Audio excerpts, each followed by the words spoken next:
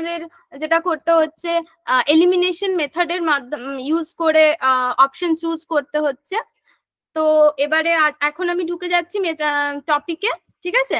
আর topic পড়ানোর আগে যেটা বলে দিই, সবাই একটু করে হ্যান্ড নোট নিতে থাকবে, ঠিক আছে? নোটস বানানো নিয়ে সেরকম কিছু বলার নেই, তবে একটা কথা বলি, যে টপিকগুলো ছোট পড়ানো হবে তার 1 লাইন 2 লাইনে নোটস নেওয়ার চেষ্টা করবে, কারণ মেজর নোটসটা তোমরা হাতে পেয়েই যাবে, ফলে যা রয়েছে সেটাই লেখার সেরকম দরকার নেই। আমি এবার তাহলে স্ক্রিনটা শেয়ার করি। হ্যাঁ, আর একটু কিছু প্রবলেম হলে আমাকে বলতে থাকবে, অসুবিধা হলে, বুঝতে না পারলে বলবে, আর রেসপন্স করবে। হ্যাঁ, রেসপন্স করবে, না হলে বুঝতে পারবো না তো কি বুঝছো না বুঝছো।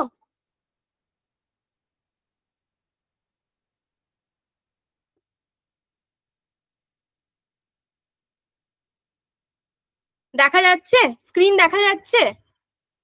হ্যাঁ ম্যাম। হ্যাঁ ম্যাম। ঠিক আছে, ঠিক আছে, বেশ। তাহলে আমরা আজকে বললাম যেটা পড়বো কি, পিপল ডেভেলপমেন্ট অ্যান্ড এনভায়রনমেন্ট। এই নামটার মধ্যেই টপিকটার এমটা লুকিয়ে আছে, কি না, পিপল আর এনভায়রনমেন্ট এই দুটোরই ডেভেলপমেন্ট প্রয়োজন, তবেই আমাদের পুরো দেশ বলো ওয়ার্ল্ড বলো সবকিছুর ডেভেলপমেন্ট হবে। তো এই ইউনিটে এই এতগুলো সাব ইউনিট আছে যেগুলো তোমরা স্ক্রিনের মধ্যে দেখতে পাচ্ছ।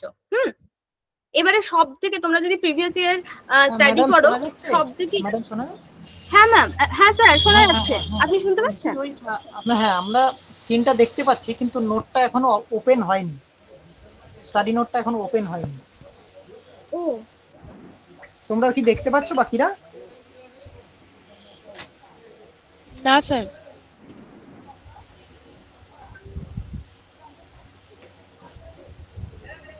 ও, নোটসটা দেখা যাচ্ছে না, মানে ওপেন হয়নি এখন, আপনি একটু ক্লিক ও করুন। আচ্ছা হ্যাঁ, আচ্ছা, তাহলে হয়তো ফোল্ডারটা টাইম, দেখতে পাচ্ছি। আচ্ছা 1 সেকেন্ড স্যার।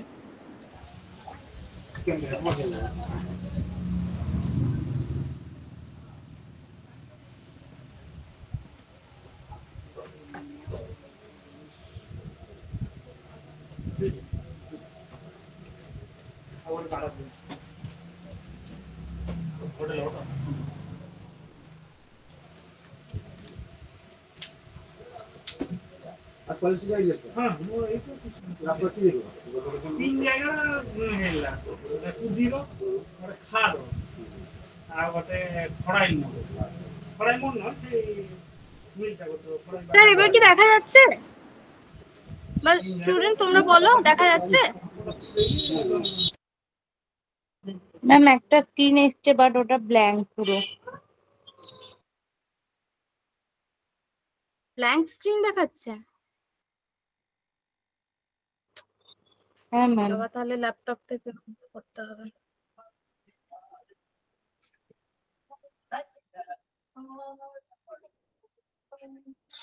কি বলুন সমস্যাটা?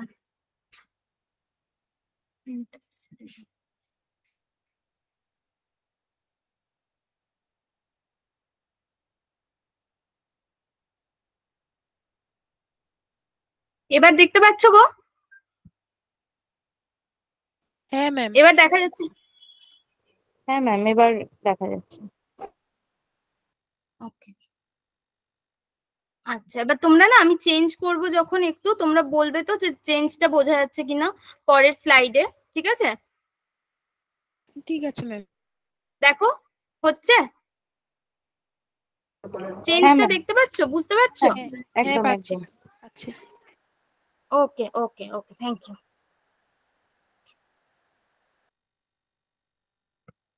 ঠিক আছে, তাহলে আমরা শুরু করি এবার। হ্যাঁ, তো যেটা বলছিলাম যে এই ইউনিটটা তোমরা যদি প্রিভিয়াস ইয়ারের কোয়েশ্চেন দেখো তাহলে বুঝতে পারবে যে মেজরলি কোয়েশ্চেন আসে। এই দেখো, তোমাদের যেরকম স্যার বললেন না যে দেখা যাচ্ছে না ম্যাডাম, ফুল স্ক্রিন দেখান, তোমরাও কিন্তু কোনো অসুবিধা হলে এরকম বলবে। হ্যাঁ, আমি যেহেতু স্ক্রিন শেয়ার করেছি, তোমাদের চ্যাট বক্সের লেখাটা দেখতে পাচ্ছি না, ঠিক আছে? তো অসুবিধা হলে বলবে। হ্যাঁ ম্যাম। হ্যাঁ, ঠিক আছে।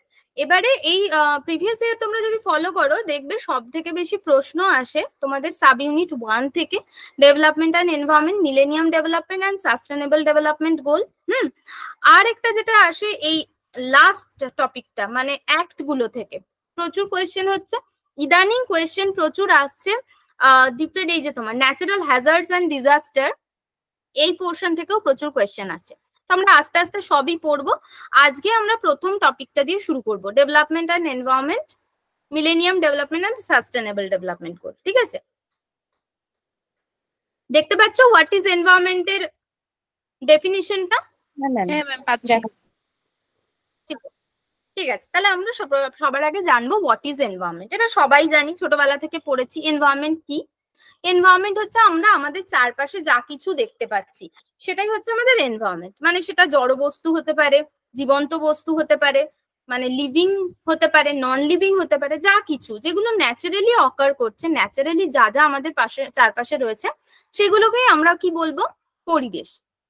ঠিক আছে, এবারে তোমরা প্রাইমারি এডুকেশন বা সেকেন্ডারি এডুকেশনে পড়েছিলে প্রকৃতি পরিচয়, এই সমস্ত পড়েছো।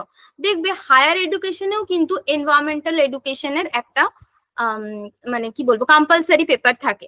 তোমরা যখন গ্রাজুয়েশন করেছো তখন হয়তো একটা করে কম্পালসারি পেপার ছিল এনভায়রনমেন্টাল এডুকেশন। কেন ছিল তোমাদের কোনো আইডিয়া আছে? কেউ বলতে পারবে? বলো, একটু রেসপন্স করো।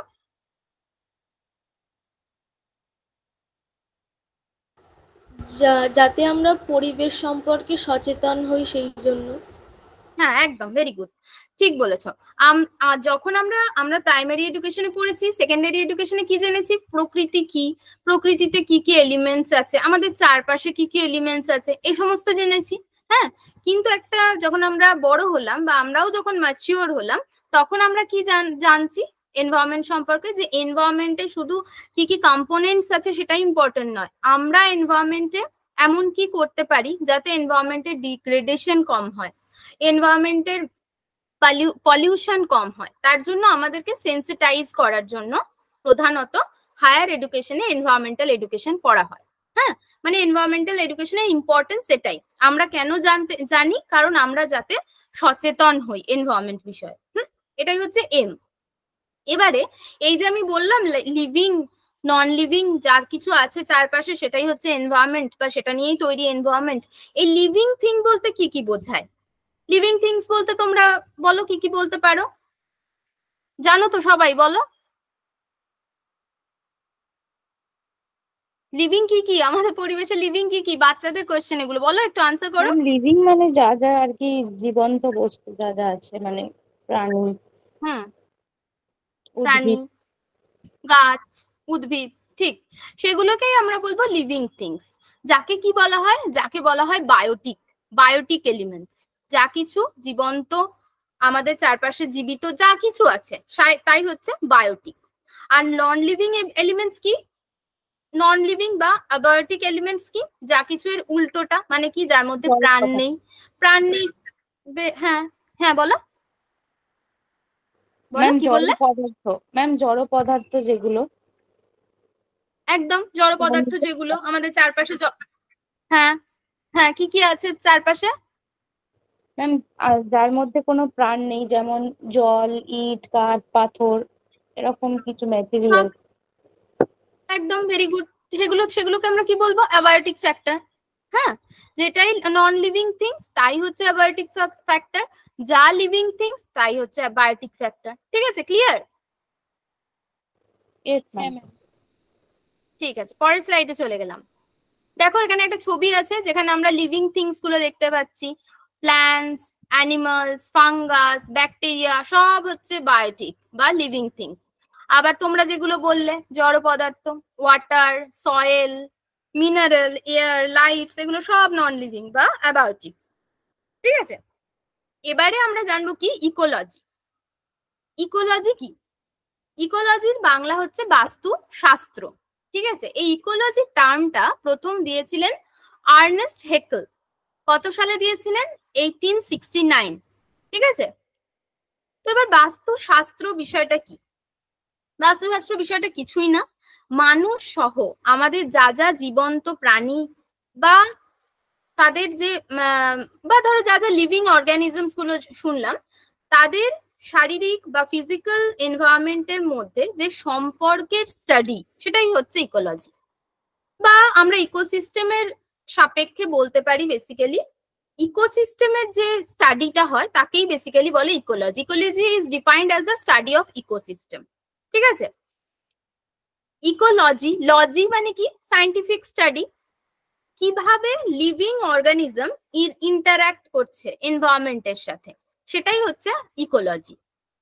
এটা কি করে? কানেকশনস তৈরি করে between plants and animals and the world around them. আর কি করে? ইনফরমেশন দেয় about the benefits of ecosystem. Ecosystem Bangla কি জানো তো? বাস্তু কি? বাস্তুতন্ত্র। বাস্তুতন্ত্র, তাই তো? বাস্তুতন্ত্রের ইনফরমেশন, বাস্তুতন্ত্রের কি কি বেনিফিটস আছে সেগুলো সম্পর্কে ইনফরমেশন দেয়। মানে তোমাদের যেটা বললাম প্রথমেই যে অ্যাকচুয়ালি এটা কি? এটা হচ্ছে স্টাডি অফ ইকোসিস্টেম, সেটাকেই বলে ইকোলজি। এটা দিয়েছিলেন আর্নেস্ট হেকেল কত সালে? 1869। এগুলো হচ্ছে ইম্পর্টেন্ট। ঠিক আছে, এখান থেকে কোয়েশ্চেন আসতেই পারে। অ্যাকচুয়ালি এখন আর এখান থেকে কোয়েশ্চেন আসে না, আগে বহু পুরোনো কোয়েশ্চেন তোমরা স্টাডি করলে হয়তো এরকম কোয়েশ্চেন পেতে পারো, এখন আর এত ইজি কোয়েশ্চেন হয় না, তাও আমাদের জেনে রাখা দরকার। এরপরে চলে আসবো কি? ইকোসিস্টেম। ইকোলজি বোঝা গেছে তো সকলে? হ্যাঁ ম্যাম। সকলে বুঝেছো তো ইকোলজি কি? হ্যাঁ। ওকে, আমরা ইকোসিস্টেমে যাচ্ছি তাহলে। ইকোসিস্টেম হচ্ছে বাস্তুতন্ত্র, তোমরাই বললে। এটাকে দিয়েছিল এজি টেনসলে। কত সালে দিয়েছিলেন? 1935-এ। তার মানে 1869-এ আর্নেস্ট হেকেল দিলেন ইকোলজি। তার কিছু বছর পর 1935-এ এজি টেনসলে কি দিলেন? ইকোসিস্টেমের কনসেপ্ট। ঠিক আছে, ইকোসিস্টেমটা কি জিনিস? ইকোসিস্টেমটা কিছুই না, এরা হচ্ছে একটা প্রণালী বা বলতে পারো একটা প্রক্রিয়া, যেখানে কোনো একটা বসতির মধ্যে যে জীবগোষ্ঠী রয়েছে তারা একে অপরের সঙ্গে, বা ধরো তারা জীব বা অজৈব একে অপরের সঙ্গে পারস্পরিক যে ইন্টারাকশন মানে মিথস্ক্রিয়ার মাধ্যমে যে একটা তন্ত্র তৈরি করে, তাকেই আমরা বলি বাস্তুতন্ত্র। আর সেই তন্ত্রটা কিরকম হবে? একটা বাবলের মতো হবে। একটা বাবলের মধ্যে কিভাবে একটা লিভিং অর্গানিজম একটা নন লিভিং অর্গানিজমের মধ্যে ইন্টারাকশন করছে এবং তার একটা বাবলের মধ্যে একত্রিত ভাবে কিভাবে রয়েছে, সেটাই যে স্টাডি, সেটাই হচ্ছে ইকোসিস্টেম।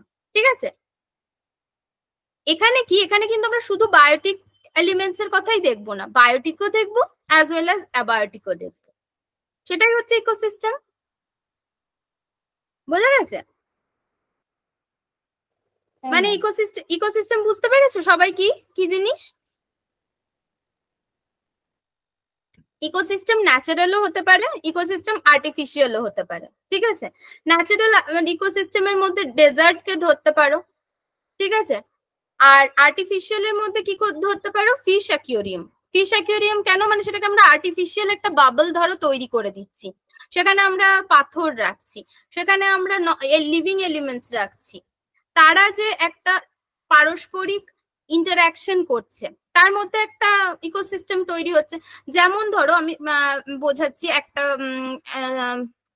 কি বলবো, তোমার রিয়েলিটিতে তোমরা দেখবে এরকম আমরা বলে থাকি যে খুব ভালো এই যে স্টার্টআপের ইকোসিস্টেম কোথায় দেখা যায়? কোন সিটিতে দেখা যায়? ব্যাঙ্গালোরে। ব্যাঙ্গালোরে একটা স্টার্টআপের ইকোসিস্টেম আছে। মানে কি? একটা ব্যাঙ্গালোর শহরটাতে একটা এমন সিস্টেম রয়েছে যেখানে এক একটা এলিমেন্টস এক একজনের সাথে ইন্টারাকশনের মাধ্যমে এমন একটা বাবল তৈরি করছে যেখানে কি হচ্ছে, পুরো সিস্টেমটা প্রপারলি অর্গানাইজড ওয়েতে চলছে। ঠিক আছে, সিমিলারলি আমরা সেটা কোনো একটা পুকুরের ইকোসিস্টেমও দেখতে পারি। পুকুরের মধ্যে বড় মাছ থাকে, ছোট মাছ থাকে, পাথর থাকে, তারা একে অপরের সঙ্গে যে ইন্টারাকশন করছে এবং তার ফলে যে একটা একক গঠন হচ্ছে, সেটাকেই বাস্তুতন্ত্র বলে। ওকে, এরপর জানবো আমরা কি? বায়োমস। বোঝা গেছে তো? বায়োমসে যাচ্ছি তাহলে, কোনো অসুবিধা? ওকে, ঠিক আছে। তাহলে এরপরে আমরা চলে যাবো বায়োমসে। বায়োমস কি? বায়োমস হচ্ছে একটা লার্জ কমিউনিটি, হ্যাঁ, মানে একটা বড় ধরনের পরিসর যেখানে টেম্পারেচার ও রেইনফল একই রকম থাকে। তাহলে যদি ধরো একটা অঞ্চলে টেম্পারেচার আর রেইনফল একই রকম থাকে, তাহলে সেখানে কি হবে বলতো? একই ধরনের ভেজিটেশন হবে, একই ধরনের আমরা কিছু প্রাণী গোষ্ঠী দেখতে পাবো। তো ধরো তুমি সিম্পল এক্সাম্পল হিসেবে ভাবো, ডেজার্টে একটা টেম্পারেচার আছে, ডেজার্টে এক ধরনের রেইনফল হয়, সেখানে আমরা ধরো উট দেখতে পাচ্ছি, তাই তো? এবার উটকে আমি নিয়ে চলে গেলাম আন্টার্কটিকায়, উট কি বাঁচবে? বা উট কি ওখানে ন্যাচারালি ওখানে আবার প্রজননের মাধ্যমে বংশ বিস্তার করতে পারবে? পারবে না তো? না ম্যাম, পারবে না। না ম্যাম। পারবে না। তার কারণ কি? হ্যাঁ বলো, আরেকবার বলো। দুটো জায়গার ম্যাম ক্লাইমেট বা জলবায়ুটা, আবহাওয়াটা আলাদা, তাই জন্য পারবে না। তার জন্য পারবে না। তাহলে তোমরা বুঝতে পারছো যে এক একটা জায়গায় এক এক রকমের ক্লাইমেট, এক এক রকম টেম্পারেচার, এক এক রকম রেইনফল, সেখানে এক এক ধরনের ভেজিটেশন দেখা যায়, এক এক ধরনের অ্যানিমালস দেখা যায়, তাই তো? তাই এই জিনিসটাকে আমরা বলি বায়োম। তার মানে বায়োম কি? একটা লার্জ কমিউনিটি যেখানে আমরা একটা ন্যাচারালি অকারেন্স ভেজিটেশন দেখা যায়, ওয়াইল্ড লাইফ দেখা যায়, যারা ওই স্পেসিফিক ক্লাইমেটেই থাকতে পারে, ঠিক আছে? এবার আমরা মেজরলি 5টা বায়োমস আছে, সেই মেজর 5টা বায়োমস সম্পর্কে ইনফরমেশন জানবো। কি কি মেজর 5টা বায়োম? একটা হচ্ছে aquatic, second grassland biomes, forest biome, desert biomes, আর একটা হচ্ছে তুন্দ্রা বায়োমস, ঠিক আছে? প্রথমেই জানবো কি অ্যাকোয়াটিক বায়োমস। অ্যাকোয়াটিক বায়োমস মানে কি? জলজ বায়োম। তোমরা জানো যে জল আমাদের পৃথিবীতে কি 3 ভাগ জল 1 ভাগ স্থল, তাই তো? তাহলে অটোমেটিক্যালি কি হবে? জলজ বায়োমস এর পরিমাণটাও সব থেকে বেশি থাকবে। এটাই হচ্ছে লার্জেস্ট বায়োম। বায়োমস কোন বায়োমসটা যদি সব থেকে বড় এরকম কোনো কোয়েশ্চেন আসে, তাহলে কি হবে? অ্যাকোয়াটিক বায়োমস। এটা দেখো 75% অফ আর্থের সারফেসকে দখল করে রয়েছে। এটা দুভাগে বিভক্ত, একটা ফ্রেশ ওয়াটার আর একটা মেরিন ওয়াটার। ফ্রেশ ওয়াটার বলতে কি? যেটা লেকস, রিভার, স্ট্রিমস। আর মেরিন ওয়াটার মানে নোনা জল, তোমরা জানো, ওশান, সল্টি সিজ। এটা হয়ে গেল অ্যাকোয়াটিক বায়োমস। তাহলে অ্যাকোয়াটিক বায়োমসে আমরা এক ধরনের ভেজিটেশন দেখতে পারবো, এক ধরনের কি বলে মাছ দেখতে পারবো। এটা ফ্রেশ ওয়াটারে এক ধরনের পাওয়া যাবে, আবার নোনা জলে আরেক ধর। কিছু নোনা জলের মাছ দেখবে ফ্রেশ ওয়াটারে বাঁচবে না, আবার ফ্রেশ ওয়াটারের মাছকে নোনা জলে নিয়ে গেলে সে বাঁচবে না। তাহলে বুঝতে পারছো, একটা স্পেসিফিক বায়োমসে স্পেসিফিক কিছু ভেজিটেশন হবে, স্পেসিফিক কিছু ওয়াইল্ড লাইফ থাকবে, সেটাই হবে সেই বায়োমসটার ফিচার্স, ঠিক আছে? নেক্সট আসছি আমরা গ্রাসল্যান্ড বায়োমস। গ্রাসল্যান্ড বায়োমস হচ্ছে, এটাও একটা বিশাল বড় অংশ জুড়ে রয়েছে। গ্রাসল্যান্ড বায়োমস বোধহয় 20%। এখানে মনে হচ্ছে দেওয়া নেই ইনফরমেশনটা। অলমোস্ট 20% যতদূর সম্ভব। দেখি দাঁড়াও, মানে এটা যেমন 75% পড়লাম, এটা অলমোস্ট 20% যে তোমার ওয়ার্ল্ড এর অংশ জুড়ে গ্রাসল্যান্ড বায়োমস রয়েছে। তোমাদেরকে আমি আরেকবার কনফার্ম করবো একটু পর, ঠিক আছে, গ্রাসল্যান্ড বায়োমস এর পরিমাণটা। গ্রাসল্যান্ড বায়োমস কি? যে বিশাল বড় একটা অংশ যেখানে একটা স্পেসিফিক টেম্পারেচার আছে, একটা স্পেসিফিক রেইনফল আছে, যার জন্য বড় কোনো গাছ জন্মাতে পারে না। হ্যাঁ, তোমরা লিখে নাও। হ্যাঁ, এটা এখানে মনে হচ্ছে দেওয়ার নেই। পৃথিবী পৃষ্ঠের 20% অংশ হচ্ছে গ্রাসল্যান্ড বায়োমস দ্বারা অধিকৃত, ঠিক আছে? আগেরটা যেমন পড়লাম আমরা 75%, এটা হচ্ছে 20%। তো এই গ্রাসল্যান্ড বায়োমস যে অঞ্চলগুলোতে পাওয়া যায়, সেখানে এমন টেম্পারেচার বা এমন রেইনফল আছে যেখানে কি দেখা যায়, কোনো বড় গাছ তৈরি হয় না। কি হয়? অঞ্চলের পর অঞ্চল অনেক বড় বড় অংশ জুড়ে তৃণভূমি দেখা যায়। মাঝে মাঝে একটা দুটো করে কোথাও কোথাও গাছ জন্মায়, বড় গাছ জন্মায়। সেটাও খুব লম্বা হয় না, মোটা হয়, গুঁড়িটা মোটা হয়, কিন্তু হাইটটা খুব বেশি হয় না। এখানে কি হয়, এখানে খুব বড় বড় প্রাণীরা থাকে, সেই জন্য এই গ্রাসল্যান্ড বায়োমসকে বলে বিগ বিগ গেম কান্ট্রি। মানে বিগ গেম কান্ট্রি মানে কি বলতো, যেখানে বিগ অ্যানিমালসরা থাকে, মানে যেরকম ধরো জিরাফ থাকে, এলিফ্যান্টস থাকে, সেটাকে বলে গ্রাসল্যান্ড বায়োমস। যদি আমরা উদাহরণ বলি তাহলে সাভানা তৃণভূমি, এটা হচ্ছে গ্রাসল্যান্ড বায়োমসের উদাহরণ। বা ধরো তোমরা নর্থ আমেরিকার প্রেইরিজ এর নাম শুনে থাকবে, এটাও হচ্ছে গ্রাসল্যান্ড বায়োমসের একটা এক্সাম্পল। ঠিক আছে, এরপর আমরা পড়বো ফরেস্ট বায়োমস। বোঝা গেছে তো, বায়োমস গুলো বোঝা যাচ্ছে তো? হ্যাঁ ম্যাম, বোঝা যাচ্ছে। বলো, হ্যাঁ ম্যাম, বোঝা যাচ্ছে। ক্লিয়ার হচ্ছে তো? হ্যাঁ। আচ্ছা আচ্ছা, বেশ বেশ বেশ, ঠিক আছে। এবার আমরা পড়বো কি ফরেস্ট বায়োমস। ফরেস্ট বায়োমস, ফরেস্ট নাম শুনেই বুঝতে পারছো যেটা কি দ্বারা ঢাকা থাকে, গাছের দ্বারা, তাই তো? এটা কি 1/3 অফ দ্য আর্থ, মানে আমরা আগে কি পড়লাম, 20% পড়লাম গ্রাসল্যান্ড বায়োম, 75% পড়লাম। প্রথম বায়োমসটা কি নাম ভুলে গেলাম, বলো তোমরা, বলো প্রথম বায়োমসটা কি নাম বলো। অ্যাকোয়াটিক বায়োমস। হ্যাঁ, ভেরি গুড, অ্যাকোয়াটিক বায়োমস 75%। এটা সেরকম বলছে 1/3 অফ দ্য আর্থে কি রয়েছে, ফরেস্ট বায়োমস। ঠিক আছে, এই ফরেস্ট বায়োমসটা পড়ার জন্য আমাদের ওপরে একটু যেতে হবে। হ্যাঁ, এই যে এখানে একটা ছবি দেখা যাচ্ছে, দেখা যাচ্ছে তো? হ্যাঁ ম্যাম, এটা হচ্ছে ট্রপিক্যাল এরিয়া। হ্যাঁ, এই প্রথমে কি দেখছি আমরা, আর্কটিক এরিয়া, একদম নিচে রয়েছে ট্রপিক্যাল, মাঝে টেম্পারেট, আর তার নিচে হচ্ছে সাবআর্কটিক। ঠিক আছে, এবারে তোমরা ভেবে নাও এই প্রত্যেকটা যে অঞ্চল রয়েছে, প্রত্যেকটা অঞ্চলে যে ধরনের ফরেস্ট দেখা যায়, সেই ফরেস্ট বায়োমস হচ্ছে প্রিডমিনেন্ট আমাদের পৃথিবীতে। ঠিক আছে, তো আমরা মেজরলি 3টে বায়োমস এর কথা পড়বো এখানে। একটা হচ্ছে টেম্পারেট ফরেস্ট, ট্রপিক্যাল ফরেস্ট, আর একটা কি তৈগা। উপরের একদম আর্কটিকে সেরকম ভাবে কিছুই দেখা যায় না। কেন দেখা যায় না বলতো? আর্কটিক অঞ্চলে আমরা এখানে কোনো ফরেস্ট বায়োমস খুঁজে পাচ্ছি না। তার কারণ কি বলতো?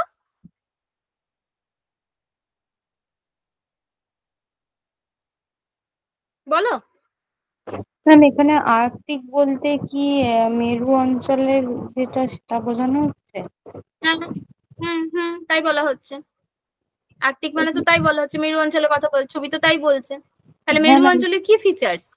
ম্যাম, ওখানে তো বেশি বড় বড় উদ্ভিদ তো জন্মাতে পারবে না, ঠান্ডা জলবায়ু। ঠান্ডা জলবায়ু, প্রচন্ড ঠান্ডা, সেই ঠান্ডাতে কেউ বাঁচতে পারবে না, তাই তো? কোনো জীবের বাঁচা সম্ভব নয়, তাই তো? তাই সেখানে আমরা খুব বিশেষ কিছু ভেজিটেশন বা ফরেস্ট যেটাকে বলে সেটা দেখতে পাচ্ছি না। ঠিক আছে, তাহলে 3টে স্পেসিফিক আমরা ফরেস্ট বায়োম পাচ্ছি। একটা হচ্ছে ট্রপিক্যাল, একটা টেম্পারেট, আর একটা হচ্ছে তৈগা। ঠিক আছে, তৈগা অঞ্চল মানে এই যে নিচের অঞ্চল, মানে বরফাবৃত যে অঞ্চলটা, তার নিচের যে অঞ্চলটা, সেটাকেই আমরা বলি তৈগা অঞ্চল। বুঝলে, যার পর থেকে বরফের রেখা শুরু হচ্ছে, তার নিচের যে অংশটা, তাকে আমরা বলি তৈগা অঞ্চল। সেই অঞ্চল অব্দি কিছু ফরেস্ট দেখা যাচ্ছে। এরপর আমরা পড়বো ডেজার্ট বায়োমস। ডেজার্ট বায়োমস কি? যে আমরা ডেজার্টে যে ধরনের বায়োমস দেখতে পাই, ওখানে এটা আমাদের পৃথিবীতে 1/5 আর্থের 1/5 অংশ জুড়ে ডেজার্ট বায়োম পাওয়া যায়। ঠিক আছে, এবার এই ডেজার্টও আবার 4 রকমের হয়। একটা কি, dry, hot and dry desert, যেটা হচ্ছে সাহারা উদাহরণ বলতে পারো। একটা সেমি এরিড ডেজার্ট, যেটাকে আমরা উদাহরণ হিসেবে বলতে পারি কালাহারি মরুভূমি। কোস্টাল ডেজার্ট, আটাকামা, চিলির আটাকামা ডেজার্ট। আর একটা কি, কোল্ড ডেজার্ট। কোল্ড ডেজার্ট আমাদের ইন্ডিয়াতে আছে, তোমরা সবাই জানো, খুব ফেমাস এরিয়া কি, লাদাখ, তাই তো? তো এইসব অঞ্চলে যে পরিমাণ, যে ধরনের গাছ দেখা যায়, যে ধরনের প্রাণী দেখা যায়, সেই জিনিসটাকে আমরা কি বলি, ডেজার্ট বায়োমস। ঠিক আছে, এবার লাস্ট বায়োমসটা পড়বো, সেটা হচ্ছে তুন্দ্রা বায়োমস। তোমরাই বললে একটু আগে, তুন্দ্রা বায়োমস কোন যে অঞ্চলটার কথা বলা হচ্ছে, যেখানে বরফে ঢাকা থাকে, ছ মাস টোটালি অন্ধকার থাকে। কোন কোন এরিয়াগুলো? পোলার এরিয়াগুলো, আলাস্কা, কানাডা, স্ক্যান্ডিনেভিয়ান কান্ট্রিগুলো, গ্রিনল্যান্ড, আইসল্যান্ড, যেখানে প্রচন্ড ঠান্ডা থাকে। পোলার রিজিয়ন, প্রাইমারিলি পোলার রিজিয়নটাকে আমরা বলি কি তুন্দ্রা অঞ্চল, যেখানে কি ধরনের ভেজিটেশন দেখা যায়? কোনো ভেজিটেশনই দেখা যায় না, এটা একটা ট্রিলেস পোলার ডেজার্ট বলতে পারি আমরা, ঠিক আছে? যেখানে লং উইন্টার থাকে, ড্রাই উইন্টার থাকে, 6 মাস অন্ধকারে ঢাকা থাকে। তাহলে এরকম অঞ্চলে তো কোনো ভেজিটেশন হওয়া সম্ভব নয়। তো এই অঞ্চলটাকে কি বলা হয়? তুন্দ্রা বায়োমস, ঠিক আছে? বোঝা গেছে? এখানে কোনো অসুবিধা আছে? অসুবিধা থাকলে বলো, তারপরে আমরা ইম্পর্টেন্ট পয়েন্টটাই ঢুকবো। ম্যাম সেলভা অরণ্যটাকে কি তাহলে গ্রাসল্যান্ড বায়োমস এর মধ্যে ফেলা যায়? সেলভা হ্যাঁ, ফেলা যায়, সেলভা ফেলা যায়।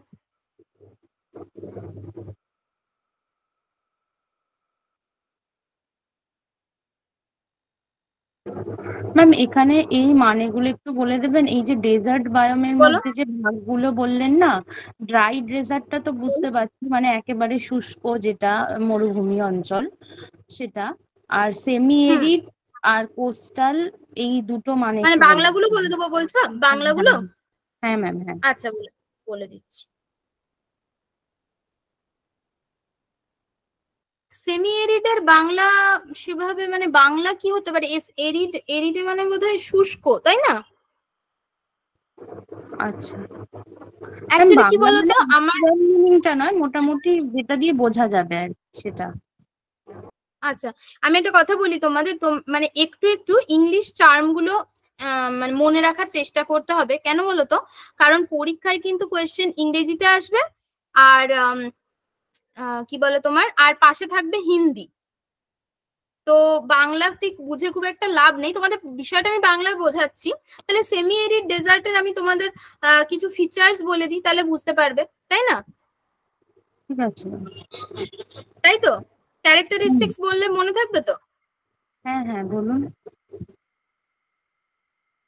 ঠিক আছে, তাহলে সেমি এরিডটা কি হয়? এটা কিছুটা ঠান্ডা হয়, মানে হট অ্যান্ড ড্রাই ডেজার্ট যেটা পড়লাম, তারপরে কি পড়ছি? Semi arid. মানে সেমি অ্যারিডকে তুমি বাংলায় করলে হয়তো দেখতে পারবে আধা শুষ্ক। আধা শুষ্ক মরুভূমি কি, এটা অতটা হট নয়, যেরকম আমরা হট অ্যান্ড ড্রাইটা পড়লাম, যেরকম সাহারা, সেই রকম হয় না, তার তুলনায় একটু কম, একটু কুলার হয়। এখানেও সেম লং ড্রাই সামার থাকে, ঠিক আছে? উইন্টারও থাকে, রেনও হয়, কিন্তু সবই যে হট অ্যান্ড ড্রাই ডেজার্টে যেটা থাকে তার তুলনায় একটু কম। বুঝতে পেরেছো?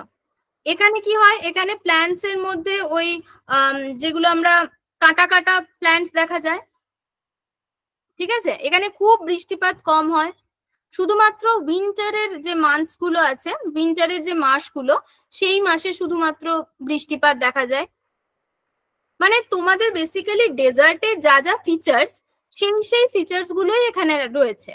শুধু একটা হচ্ছে খুব ড্রাই শুষ্ক ডেজার্ট, এটা সেমি এরিড, মানে তার থেকে কম শুষ্ক ডেজার্ট, ঠিক আছে? কোল্ড ডেজার্ট মানে কি? যেটা হবে একদম ঠান্ডা। লাদাখ কিরকম জানো তো?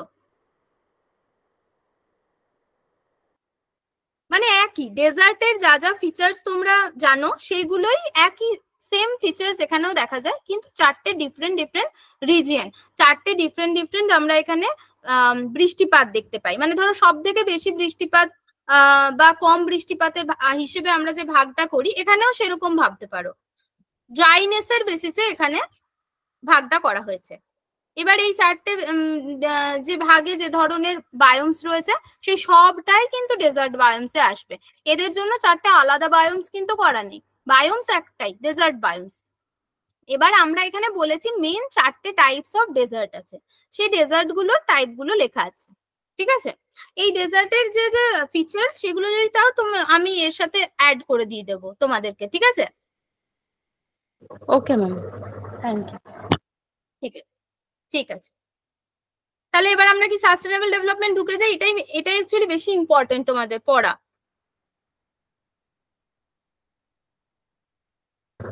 হ্যাঁ ম্যাম, তাহলে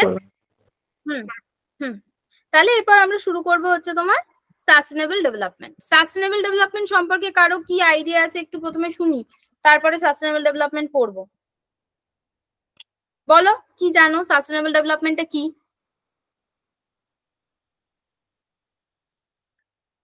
বলবে কেউ? না আমি বলবো। ট্রান্সফর্মিং অফ ওয়ার্ল্ড, মানে আমাদের বিশ্বে যে ট্রান্সফর্ম যেটা হবে ওইটা। হ্যাঁ, ট্রান্সফর্মিং অফ দ্য ওয়ার্ল্ড, তাই বললে? হ্যাঁ হ্যাঁ, এটা একটা ফিচার, এটা একটা সাস্টেনেবল ডেভেলপমেন্টের একটা এম বলতে পারো। এটা হচ্ছে সব থেকে ব্রডার এম, যে ওয়ার্ল্ডকে ট্রান্সফর্ম করা। কিন্তু সাস্টেনেবল ডেভেলপমেন্ট কি? একদম পরিষ্কার সহজ বাংলা ভাষায় সাস্টেনেবল ডেভেলপমেন্ট হচ্ছে ভবিষ্যৎ প্রজন্মের চাহিদা মেটানোর ক্ষমতা বজায় রেখে বর্তমান প্রজন্মের চাহিদা মেটানোর যে প্রক্রিয়া, সেটাই হচ্ছে স্থিতিশীল উন্নয়ন। মানে কি, আমরা জলের ব্যবহার এমন ভাবেই করব যাতে আমাদেরও যে চাহিদা সেটা মেটে, আবার ফিউচার জেনারেশনেরও যেন এমন অবস্থা না হয় যে তারা আর জলই পাচ্ছে না। জল কি? জল হচ্ছে আমাদের সম্পদ, পৃথিবীর সম্পদ, তাই তো? পৃথিবীর সম্পদকে, সমস্ত সম্পদকে আমরা এমন ভাবে ব্যবহার করব যাতে আমাদের চাহিদাও মেটে এবং ফিউচার যে জেনারেশন তাদের জন্য আমরা কিছুটা গচ্ছিত রেখে দিতে পারি। এই যে ওয়ার্ডটা সাস্টেনেবল ডেভেলপমেন্ট, এটা প্রথম 1987-এ ব্রুটল্যান্ড কমিশনের মাধ্যমে আসে। ঠিক আছে, ব্রুটল্যান্ড কমিশন। তো এবার সাস্টেনেবল ডেভেলপমেন্টের বিষয়টা তোমরা বুঝেছো। যেমন ধরো ব্যাঙ্গালোরে এখন কি সিচুয়েশন, গোটা পৃথিবীর আমাদের ইন্ডিয়ার লোক মোটামুটি এখন ব্যাঙ্গালোর চলে গেছে। এবারে কি হয়েছে, ওখানকার সমস্ত ন্যাচারাল রিসোর্স এত বেশি ভাবে ব্যবহার হয়ে গেছে যে এখন আর ওখানে জলের ভীষণ ক্রাইসিস দেখা দিয়েছে। কিছু কিছু এরিয়া একদম একটা স্পেসিফিক টাইমেই শুধুমাত্র জল আসছে, তারপর জল নেই। তার মানে কি ওখানে কি স্থিতিশীল ইউজ হয়েছে, সাস্টেনেবল ইউজ হয়েছে? হয়নি। কনজাম্পশন এত বেশি হয়েছে। আমরা যেটা বারবার বলা হয়, দেখবে যে রাস্তায় জলের কল খোলা থাকবে, বন্ধ করে দেবে, ছোটবেলা থেকে শেখানো হয় আমাদের, তাই না? ব্রাশ করার সময় আমরা অনেকে কল খুলে ব্রাশ করি, সেটা না করতে বলা হয়। কেন? কারণ জলটাকে বাঁচাতে হবে, শুধু নিজেদের কথা ভাবলে হবে না, ফিউচার জেনারেশনের কথা ভাবতে হবে, সেইভাবে আমাদের রিসোর্সটা ইউজ করতে হবে। ঠিক আছে, দেখো এখানে কি বলছে, sustainable development is the development which meets the needs of the present without disturbing the future generation to meet their own need. ঠিক আছে, এটাই হচ্ছে সাস্টেনেবল ডেভেলপমেন্ট বা স্থিতিশীল উন্নয়ন। তো স্থিতিশীল উন্নয়ন সম্পর্কে আমরা অনেক ডিটেলসে পড়বো। তার আগে আমরা পড়বো কি, মিলেনিয়াম ডেভেলপমেন্ট গোল বা এমডিজি। তো কি হয়, বিশ্বজুড়ে একটা দুর্ভিক্ষ, অশিক্ষা, ম্যালনিউট্রিশন এরকম একটা সিচুয়েশন ছিল 2000 সালের আগে। 1900 ধরো ওই তোমার 90 এরকম মানে যখন কোল্ড ওয়ার শেষ হলো, কোল্ড ওয়ার শেষ হওয়ার পর বিশ্বজুড়ে দুর্ভিক্ষ, অশিক্ষা, ম্যালনিউট্রিশন এরকম সিচুয়েশন চলছে।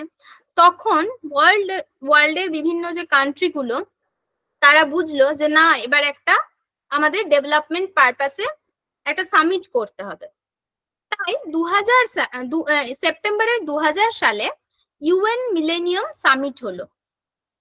আর সেটা কারা করলো? UN general assembly. ঠিক আছে, এখানে দেখো বলছে, in September 2000 at the UN Millennium Summit, the UN General Assembly adopted the United Nations Millennium Declaration.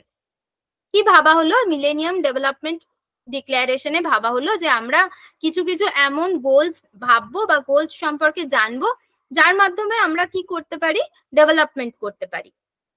কারা করলো? UN general assembly. এই পয়েন্টসগুলো ইম্পর্টেন্ট, এখান থেকে কোয়েশ্চেন এসছে। ঠিক আছে, এবার আমরা জানবো কি হলো সেখানে বলা হলো 2000 সালে আমরা এই প্রোগ্রামটা, সামিটটা করছি, যেখানে আমরা টোটাল 8টা গোলস নির্ধারণ করব এবং সেই গোলস গুলো 2015 সালের মধ্যে অ্যাচিভ করার চেষ্টা করব। এটা হচ্ছে, এইখান থেকে তোমাদের কেমন কোয়েশ্চেন আসতে পারে? ম্যাচিং টাইপ কোয়েশ্চেন আসতে পারে। পর এই যে গোলস গুলো যেগুলো দেওয়া আছে, দ্বারা তোমাদের ছবিটা দেখাচ্ছি, এগুলো র্যান্ডামলি বলতে পারে 4 নম্বর গোলটা বলো, 7 নম্বর গোলটা বলো। আর একটা কি আসতে পারে, অ্যাসারশন রিজনিং।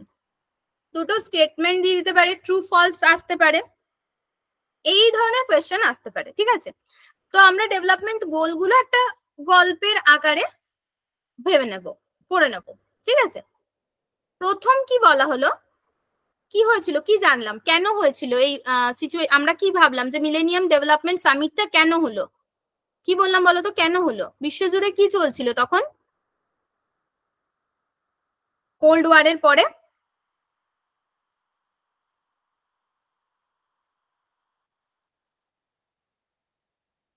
বলো, কোল্ড ওয়ারের পরে কি চলছিল বিশ্বজুড়ে? দুর্ভিক্ষ চলছিল, তাই তো? ম্যালনিউট্রিশন ছিল বাচ্চাদের মধ্যে, অশিক্ষা ছিল, সেটা দূরীকরণের জন্য সামিট হলো। তাহলে এরকম যখন সিচুয়েশন চলছে তখন প্রথম কি ভাবা হবে, মানুষের কোন জিনিসটা সর্বপ্রথম যদি চলে যায় তাহলে সে বাকি সব ডেভেলপমেন্ট করতে পারে? ক্ষুধা নিবৃত্তি। বলতে পারবে? ক্ষুধা, ক্ষুধা, ক্ষুধা নিবৃত্তি। একদম ঠিক, ক্ষুধা নিবৃত্তি, ভেরি গুড। আমরা যে মোটিভেশনাল একটা মাসলোর থিওরি আছে সেখানেও আমরা তোমরা পড়েছো কিনা জানি না, তোমরা যদি টেট বা সেট যা কিছুর জন্য পড়ো তাহলে সেখানে দেখবে মাসলোর থিওরিতে বলছে আমাদের ফিজিওলজিক্যাল নিডটা প্রথম যদি পরিপূর্ণ হয় তখন আপার নিড গুলো অটোমেটিক্যালি চলে আসবে। তাহলে সেই জন্য প্রথম যে গোলটা ঠিক করা হলো যে এক্সট্রিম পভার্টি অ্যান্ড হাঙ্গারটা আমাদের কমাতে হবে, eradicate extreme poverty and hunger. যখন একটা বাচ্চার পভার্টি আর হাঙ্গার নিরাময় হবে তখনই সে এডুকেশনের দিকে চিন্তা ভাবনা করতে হবে। যার জন্য 1995 সালে মিড ডে মিল আসে। মিড ডে মিল এসেছিল প্রকল্পটা, জানো তো মিড ডে মিল স্কিমটা কেন শুরু হয়? বাচ্চাদের যাতে স্কুলে পাঠানো হয়, বাবা মারা বাচ্চাদের যেন শুধু খাবারটার জন্য খাবার অ্যাটলিস্ট নিউট্রিশনটা পাবে ভেবে যাতে বাচ্চাদেরকে স্কুলে পাঠাতে পারে, সেই জন্য মিড ডে মিল আসে 95-এ। তাই পরের গোলটা কি হলো, অ্যাচিভ ইউনিভার্সাল প্রাইমারি এডুকেশন। যখন তার ক্ষুধা নিরাময় হলো তখন সে পড়াশোনার কথা ভাববে। পেটে খাবার নেই, কেউ পড়তে বসবে না, তোমার খিদে পেলে তুমি পড়তে যাও না, তাই তো? তাই 1 নম্বর গোল হচ্ছে eradicate extreme poverty and hunger.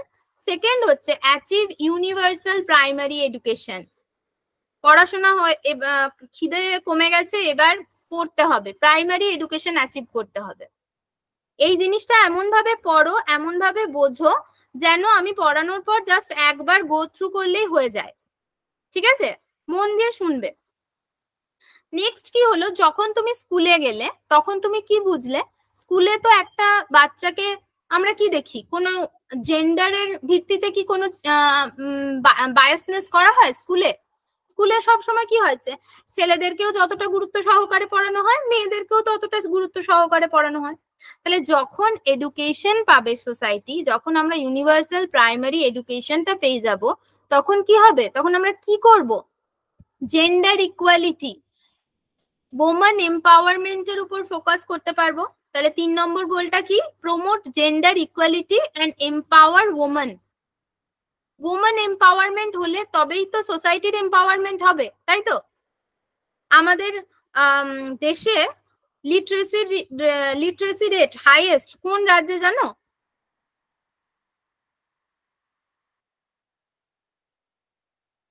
জানো কেউ? কেউ জানো? বলো, আন্দাজ করো।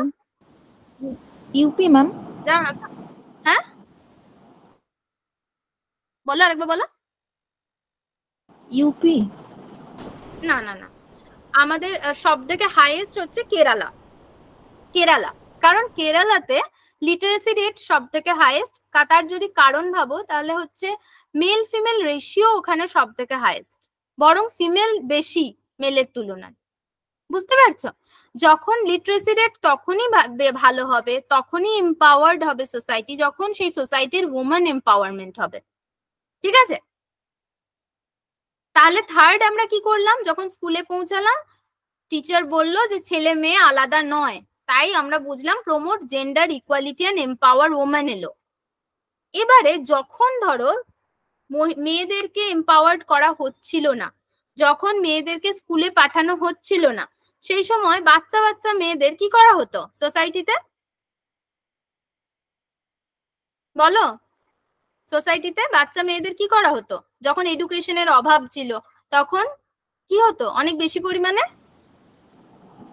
স্কুলে পাঠাতো না মেয়েদেরকে, তার বদলে কি হতো বলো?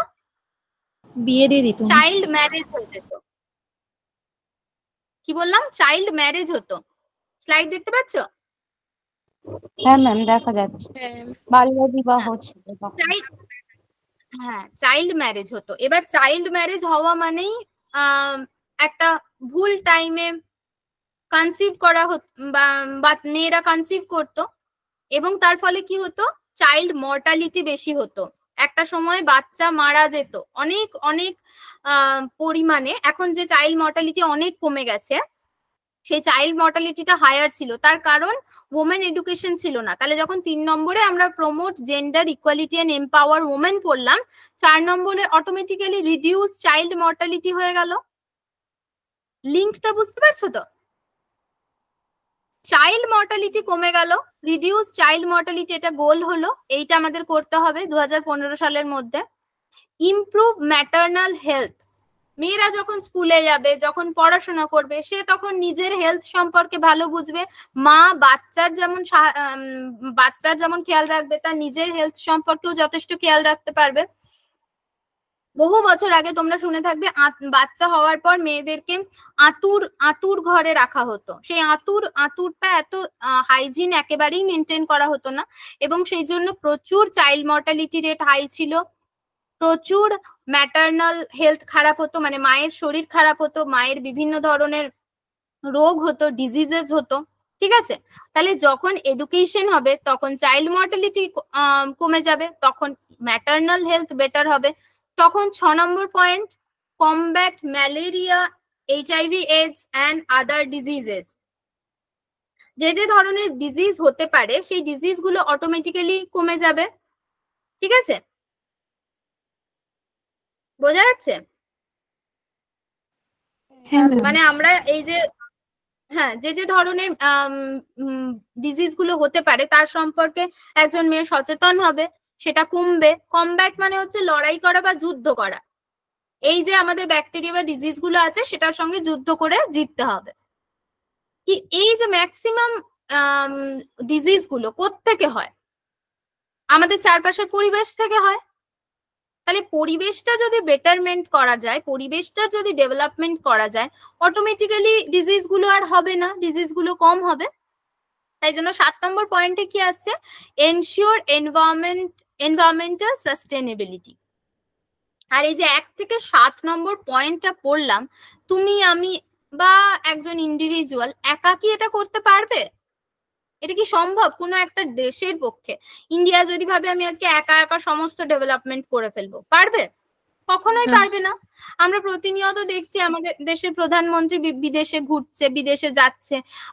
অনেকেই অনেক যারা খুব বেশি পড়াশোনা বা এই সমস্ত বিষয়ের টাচে নেই, তারা বলবে ঘুরে বেড়াচ্ছে, কিন্তু আসলে কি ঘুরে বেড়াচ্ছে? কি করছে? বৈদেশিক একটা রিলেশনশিপ তৈরি করছে, যার ফলে কি হবে? ডেভেলপড কান্ট্রিগুলো ডেভেলপিং কান্ট্রিতে ইনভেস্টমেন্ট করবে, মানে কি হবে? একটা পার্টনারশিপ প্রোগ্রাম হবে। 8 নম্বর পয়েন্ট বলছে develop a global partnership for the development. এই 1 থেকে 7 নম্বর পয়েন্টটা সাকসেসফুল করার জন্য গ্লোবাল পার্টনারশিপ করতে হবে। একটা দেশের অন্য দেশ, যে দেশ পিছিয়ে পড়েছে, যে দেশ একটু এগিয়ে গেছে, তাকে সেই দেশে সাহায্য করতে হবে, একটা পার্টনারশিপ প্রোগ্রাম তৈরি করতে হবে। ঠিক আছে? বোঝা গেছে? 1 নম্বরে পড়লাম পভার্টি হাঙ্গার কমাবে। পভার্টি হাঙ্গার কমলে সে ইউনিভার্সাল প্রাইমারি এডুকেশনের প্রতি মানে তার ইচ্ছা বাড়বে। 3 নম্বরে কি পড়লাম? জেন্ডার ইকুয়ালিটি হবে।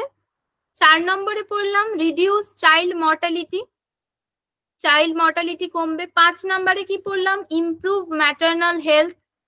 6 নম্বরে কি পড়লাম? Combat HIV AIDS malaria and other disease. 7 হচ্ছে ensure environmental sustainability. 8 developed a global partnership for the development. তো মিলেনিয়াম ডেভেলপমেন্ট গোলস, এই 8টা টোটাল গোলস ছিল। ঠিক আছে? টোটাল 8টা গোলস ছিল, 48টা ইন্ডিকেটরস ছিল, আর 18টা টার্গেটস ছিল। ঠিক আছে? এখানে আশা করি লেখা আছে। যদি লেখা না থাকে তোমরা নোট ডাউন করে নেবে।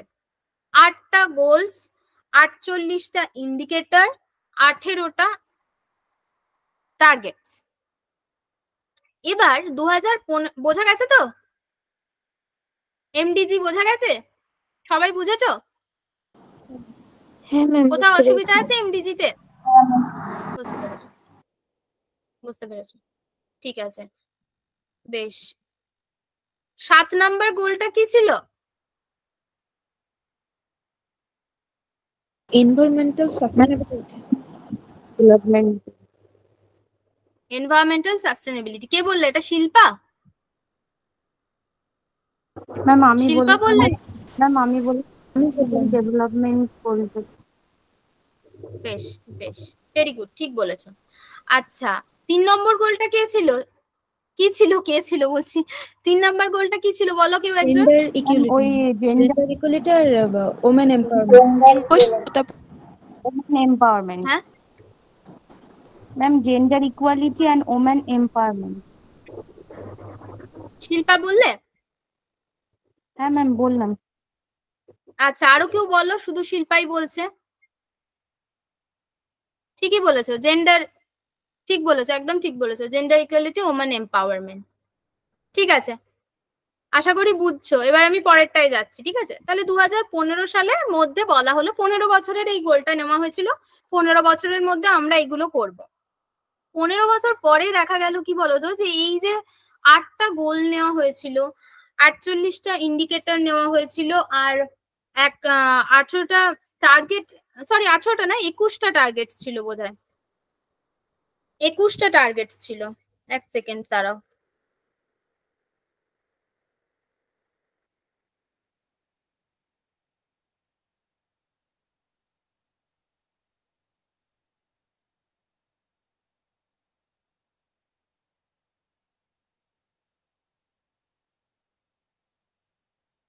হুম, 21টা টার্গেট ছিল, ঠিক আছে? 21টা টার্গেট ছিল, 8টা গোল ছিল, আর 48টা ইন্ডিকেটর ছিল। 2015 সালে দেখা গেল এগুলো খুবই কম, এর মাধ্যমে আমরা কোনো ডেভেলপমেন্ট করতে পারবো না। তাই 2016 সাল থেকে বলা হলো একটা নতুন গোল আসতে চলেছে, যার নাম হবে সাস্টেনেবল ডেভেলপমেন্ট গোল। সেইটা কতজনের জন্য নেওয়া হবে? আরো 15 বছরের জন্য, মানে 2030 সালের মধ্যে আমাদের সাস্টেনেবল যে ডেভেলপমেন্ট গোল ঠিক করা হলো 17টা হবে, মানে যে 8টা গোল ছিল সেখান থেকে বাড়িয়ে করে দেওয়া হলো 17টা। বলা হলো আমাদের 17টা গোলস অ্যাচিভ করতে হবে, যেখানে টার্গেটস থাকবে 169, 169টা টার্গেটস থাকবে, ঠিক আছে? এগুলোকে আমাদের অ্যাচিভ করতে হবে 2030 সালের মধ্যে। কখন নেওয়া হলো? 70th সেশনে এই গোলটা অ্যাডপ্ট করা হলো, যে জানুয়ারির 1 জানুয়ারি কবে থেকে শুরু হবে, কাম ইনটু ফোর্স কবে থেকে? 1 জানুয়ারি 2016 সাল থেকে। এইগুলো কিন্তু ভীষণ ইম্পর্টেন্ট, এই ডেটস গুলো, এগুলো পড়বে, তার কারণ কোয়েশ্চেন প্রিভিয়াস ইয়ার আমরা লাস্টে পি/কিউ একটু করব, এই কোয়েশ্চেন গুলো কিন্তু এসছে। 1 জানুয়ারি 2016 থেকে অ্যাডপ্ট করা হবে, ঠিক আছে? তো সেই সাস্টেনেবল ডেভেলপমেন্টের গোলস গুলো এবার আমরা জানবো। নেক্সট 15 বছরের মধ্যে এই গোল অ্যাচিভ করতে হবে, যেখানে 169টা টার্গেটস থাকবে, 17টা গোলস থাকবে, 232 ইন্ডিকেটরস থাকবে। এমডিজি তে গোলস ছিল কটা বলো? পড়লাম এক্ষুনি। 8টা গোল ছিল, 8টা গোল ছিল। Very good. টার্গেট কটা ছিল? 21। Very good. ইন্ডিকেটর কটা ছিল? 48। একদম একদম ঠিক বলছো প্রত্যেকে। সেগুলোকে সব বাড়িয়ে দেওয়া হলো, গোলস হয়ে গেল 17, টার্গেটস হয়ে গেল 169, ইন্ডিকেটর হয়ে গেল 232, ঠিক আছে? এবারে এটা বলা হলো কি, যে এখানে টোটাল 5টা পি উপর আমরা ফোকাস করব সাস্টেনেবল ডেভেলপমেন্টের জন্য। প্রথম পি কি? প্ল্যানেট। এই প্ল্যানেটের যা যা আছে, ন্যাচারাল রিসোর্স, ক্লাইমেট, সমস্ত কিছুকে প্রোটেক্ট করব আমরা ফিউচার জেনারেশনের জন্য। সেকেন্ড কি, সেকেন্ড পিটা কি হবে? পিপল। পিপলের এই পভার্টি, পিপলের হাঙ্গার, এগুলোকে আমরা সমস্ত দিক দিয়ে শেষ করব। শুধু হাঙ্গার কমাবো মানে সে অভুক্ত থাকবে, সমস্ত দিক থেকে মানে হিডেন হাঙ্গার যেটাকে আমরা বলি সেটাও একদম থাকবে না, এবং মানুষের ডিগনিটি, ইকুয়ালিটি এগুলোরও দিকে যথাযথ গুরুত্ব দেওয়া হবে। যখন তুমি প্ল্যানেট ডেভেলপ করলে, পিপলের ডেভেলপমেন্ট করলে, 3 নম্বরে কি আসছে? প্রসপারিটি। এই নেচারের ভিতরে যে লাইভস রয়েছে বা প্রাণ রয়েছে তাদের হারমোনিয়াস ডেভেলপমেন্টের কথা বলা হলো, সমৃদ্ধির কথা বলা হলো। ফোর্থ পি হচ্ছে পিস। যখন মানুষ চারদিক দিয়ে ডেভেলপমেন্ট ঘটছে, অটোমেটিক্যালি তাকে পিসের কথা ভাবতে হবে, ইনক্লুসিভ সোসাইটির কথা ভাবতে হবে, পিসফুল এনভায়রনমেন্টের কথা ভাবতে হবে, এবং সবার শেষে হচ্ছে কি পার্টনারশিপ।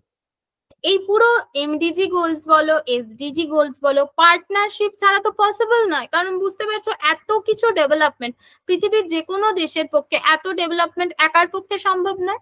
তাই ফিফথ পি হচ্ছে কি? পার্টনারশিপ। গ্লোবাল পার্টনারশিপের এনহ্যান্সমেন্ট করবে। প্রথম পি প্ল্যানেট, পৃথিবী। সেকেন্ড পি পিপল, মানুষ। Third P prosperity, fourth P piece, fifth P partnership. ঠিক আছে, এখান থেকে প্রিভিয়াস ইয়ারে কোয়েশ্চেন এসেছিল 2021 সালে মনে হয়, যে 5টা পি এর উদাহরণ দেওয়া ছিল, বলা ছিল কোন পিটা এর মধ্যে নেই। তার মধ্যে প্ল্যানেট, পিপল, পিস আর এক পার্টনারশিপ ছিল, আর প্রসপারিটির বদলে অন্য একটা কিছু পারপেকচুয়াল এরকম একটা কিছু উদাহরণ দেওয়া ছিল। ঠিক আছে, তার মানে 5টা পি বুঝতে হবে, জানতে হবে। বুঝতে পেরেছো? এবারে আমরা পড়তে শুরু করব। এবারে দেখো এখন কতটা ডিফিকাল্ট করে দিয়েছে। 2024 সালে একটা কোয়েশ্চেন আমরা এক্ষুনি দেখব। এসেছিল কি একটা কোয়েশ্চেন, যে দাঁড়াও তোমাদের আছে এখানে, আমি এক্ষুনি দেখিয়ে দিচ্ছি কোয়েশ্চেনটা।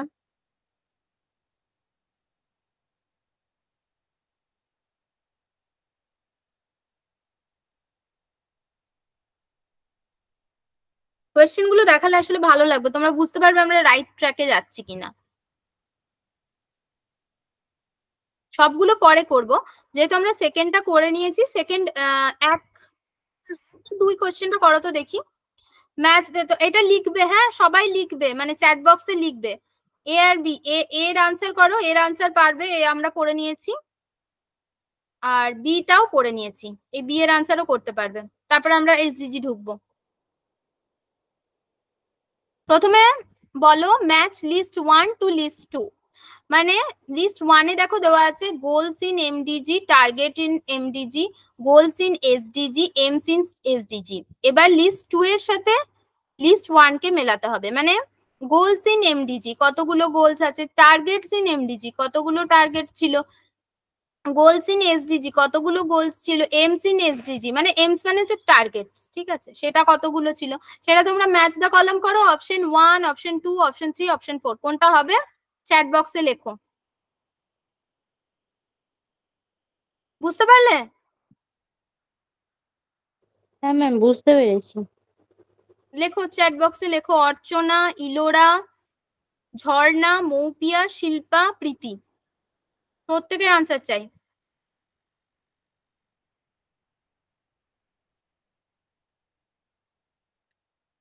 তাড়াতাড়ি।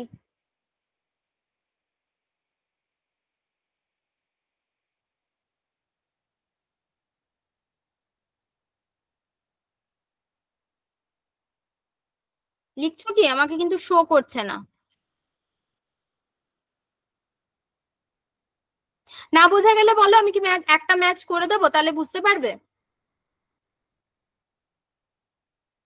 ম্যাম লিখছি। আরেকবার বলে দেবো। লিস্ট 1 এর সাথে লিস্ট 2 টা মেলাতে হবে। গোলস ইন এমডিজি কতগুলো গোলস, টার্গেটস ইন এমডিজি কতগুলো টার্গেট, গোলস ইন এসডিজি কতগুলো এসডিজির গোল ছিল, টার্গেটস ইন এসডিজি কতগুলো টার্গেটস ছিল। এখানে দেখো অপশন 1 এ দেওয়া আছে A B C D, option 2 তে আছে B C D A, option 3 তে A C D B D, আর অপশন 4 এ A C B D B. কোনটা হবে? মানে এর সাথে কোনটা মিলবে, বি এর সাথে কোনটা মিলবে, সি এর সাথে কোনটা মিলবে, বলো। ম্যাম আমি লিখেছি। শিল্পা লিখেছে।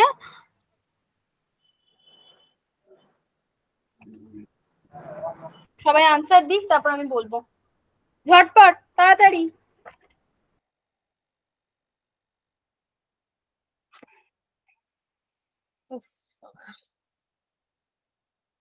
এটা তোমাদের মোস্ট রিসেন্ট কোয়েশ্চেন, মানে 2024-এ এটা এই কোয়েশ্চেনটা এসেছিল, যে পেপারটা ক্যান্সেল হয়ে গেছে।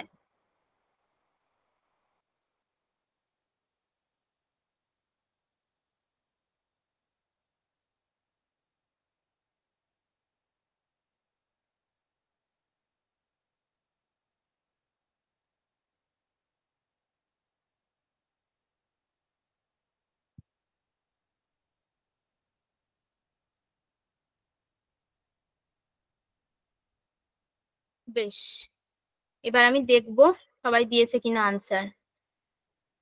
শিল্পা বলছে option 3 A C B D, option 3 A C B D. ঝর্ণাও দিয়েছে, প্রীতিও দিয়েছে, ইলোরাও দিয়েছে।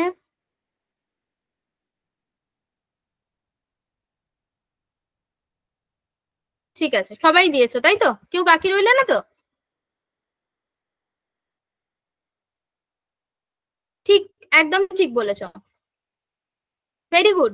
বুঝেছো তার মানে তোমরা। তাহলে কি গোলস ইন এমডিজি কটা গোলস আছে? 8টা, তাই তো? এ টার্গেটস ইন এমডিজি কটা টার্গেট করেছি? বি এর সাথে কি মিলে যাচ্ছে? C 21। Very good. Goals in SDG কটা গোলস করলাম?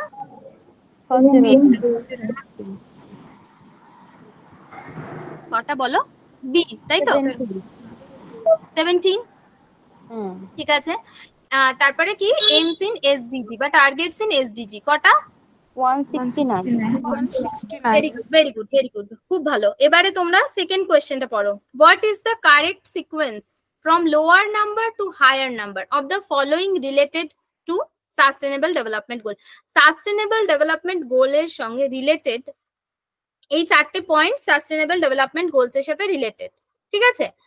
এইগুলোর কি কি মান আছে, সেই মান অনুযায়ী লোয়ার অর্ডার থেকে হায়ার অর্ডারে সাজাও। অপশন দেওয়া আছে, অপশন থেকে চুজ করো। মানে বলতে চাইছে নাম্বার অফ গোলস আছে, সাস্টেনেবল ডেভেলপমেন্টের একটা নাম্বার অফ গোল আছে, নাম্বার অফ টার্গেট আছে, নাম্বার অফ ইন্ডিকেটর আছে, নাম্বার অফ পাবলিকেশনস থাকবে। এবার এগুলোকে তোমরা লোয়ার অর্ডার থেকে হায়ার অর্ডারের দিকে সাজাও। ম্যাম পাবলিকেশনটা কি? পাবলিকেশনটা কি? পাবলিকেশন বলতে কি বোঝায়, যে সাস্টেনেবল ডেভেলপমেন্ট নিয়ে কি কি পাবলিকেশন হয়েছে, কি কি পাবলিকেশন এসেছে। তাহলে একটা কথা ভেবে দেখো, 2015 সালে, মানে পরিমাণ, এখানে তোমরা পরিমাণ জানতে চাইছি, লোয়ার অর্ডার থেকে হায়ার অর্ডার যাচ্ছে, তার মানে পরিমাণ জানতে চাইছে। তাহলে একটা কথা ভেবে দেখো, যে গোলটা 2016 সাল থেকে ইমপ্লিমেন্ট করার কথা বলা হয়েছে, আজকে 2024 সালে দাঁড়িয়ে নিশ্চয়ই প্রচুর পাবলিকেশন হয়েছে, নিশ্চয়ই প্রচুর সামিটস এসছে। লাস্ট 2018 বা 20 অনুযায়ী 3000 সামথিং পাবলিকেশন এখনো পর্যন্ত এসছে। আমরা পাবলিকেশন কখনো মনে রাখা, মুখস্থ করা সম্ভব না। পাবলিকেশন হিসেবে আমরা এটাই ভেবে নেব যে গোলটা এতদিন আগে হয়েছিল, এত বছর পর নিশ্চয়ই প্রচুর পাবলিকেশন হবে, তাই তো?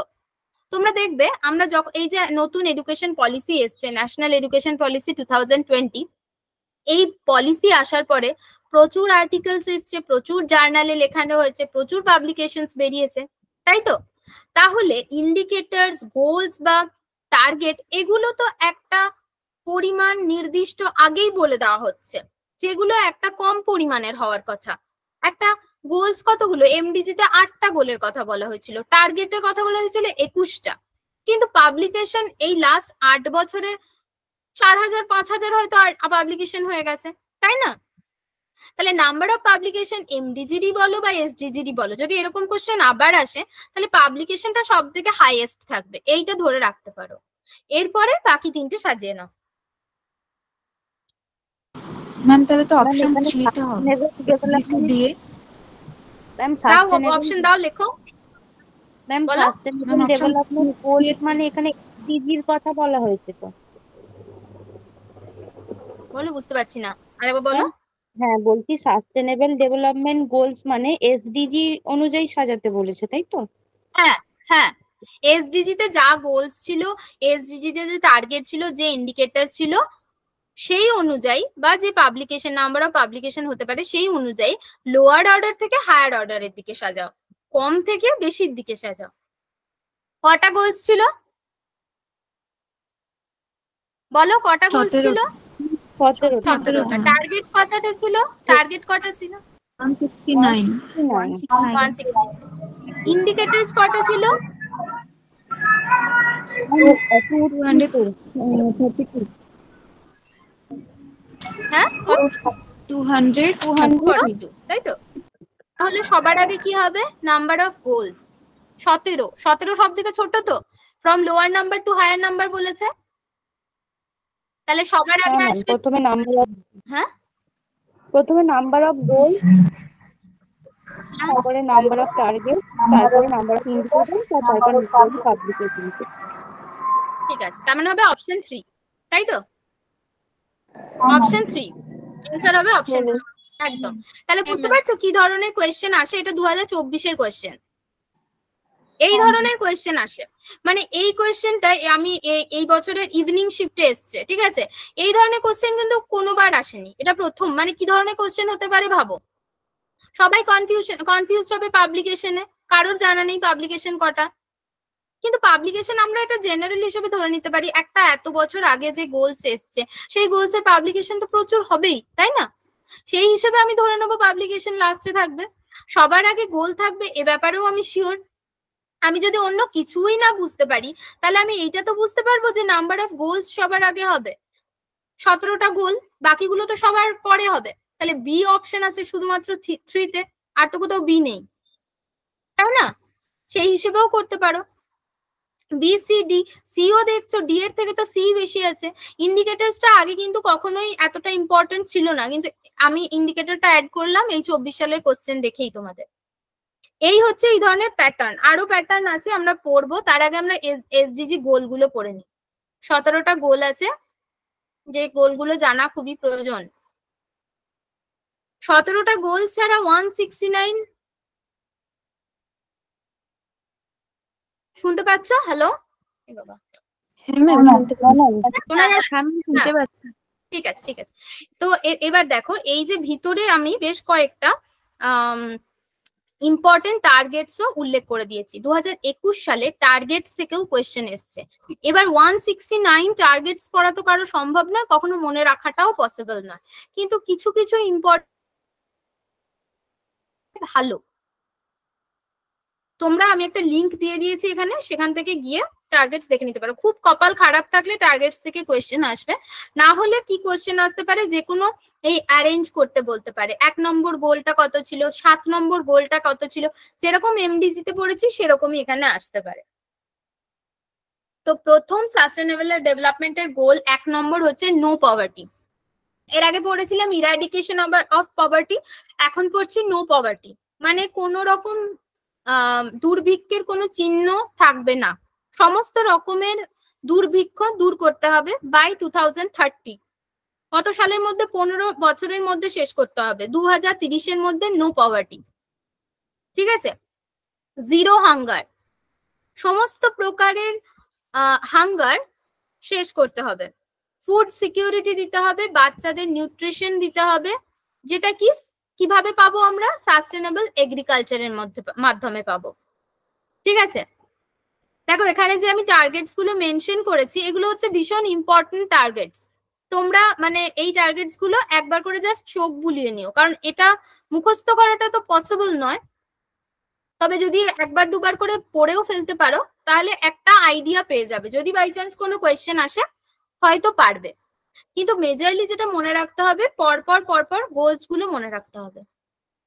প্রথমে জানলাম কি, ওখানে যেরকম জেনেছিলাম ইরাডিকেশন অফ পভার্টি, এখানে নো পভার্টি। সেকেন্ড হচ্ছে জিরো হাঙ্গার। 3 নম্বর হচ্ছে কি গুড হেলথ অ্যান্ড ওয়েলবিং। আমরা যে ডিজিজেস গুলোর কথা পড়েছিলাম এমডিজি গোলসে, এসডিজি তে এসে আমরা বলছি কি 2030-এর মধ্যে সেই সমস্ত ধরনের রোগগুলোর একদম শেষ করতে হবে, একদম শেষ করে দিতে হবে রোগগুলো, এবং যেন একটা healthy life, wellbeing, promote wellbeing, এবং সেটা কাদের মধ্যে হবে, সমস্ত প্রকার এজ গ্রুপের মানুষের মধ্যে হবে। ঠিক আছে।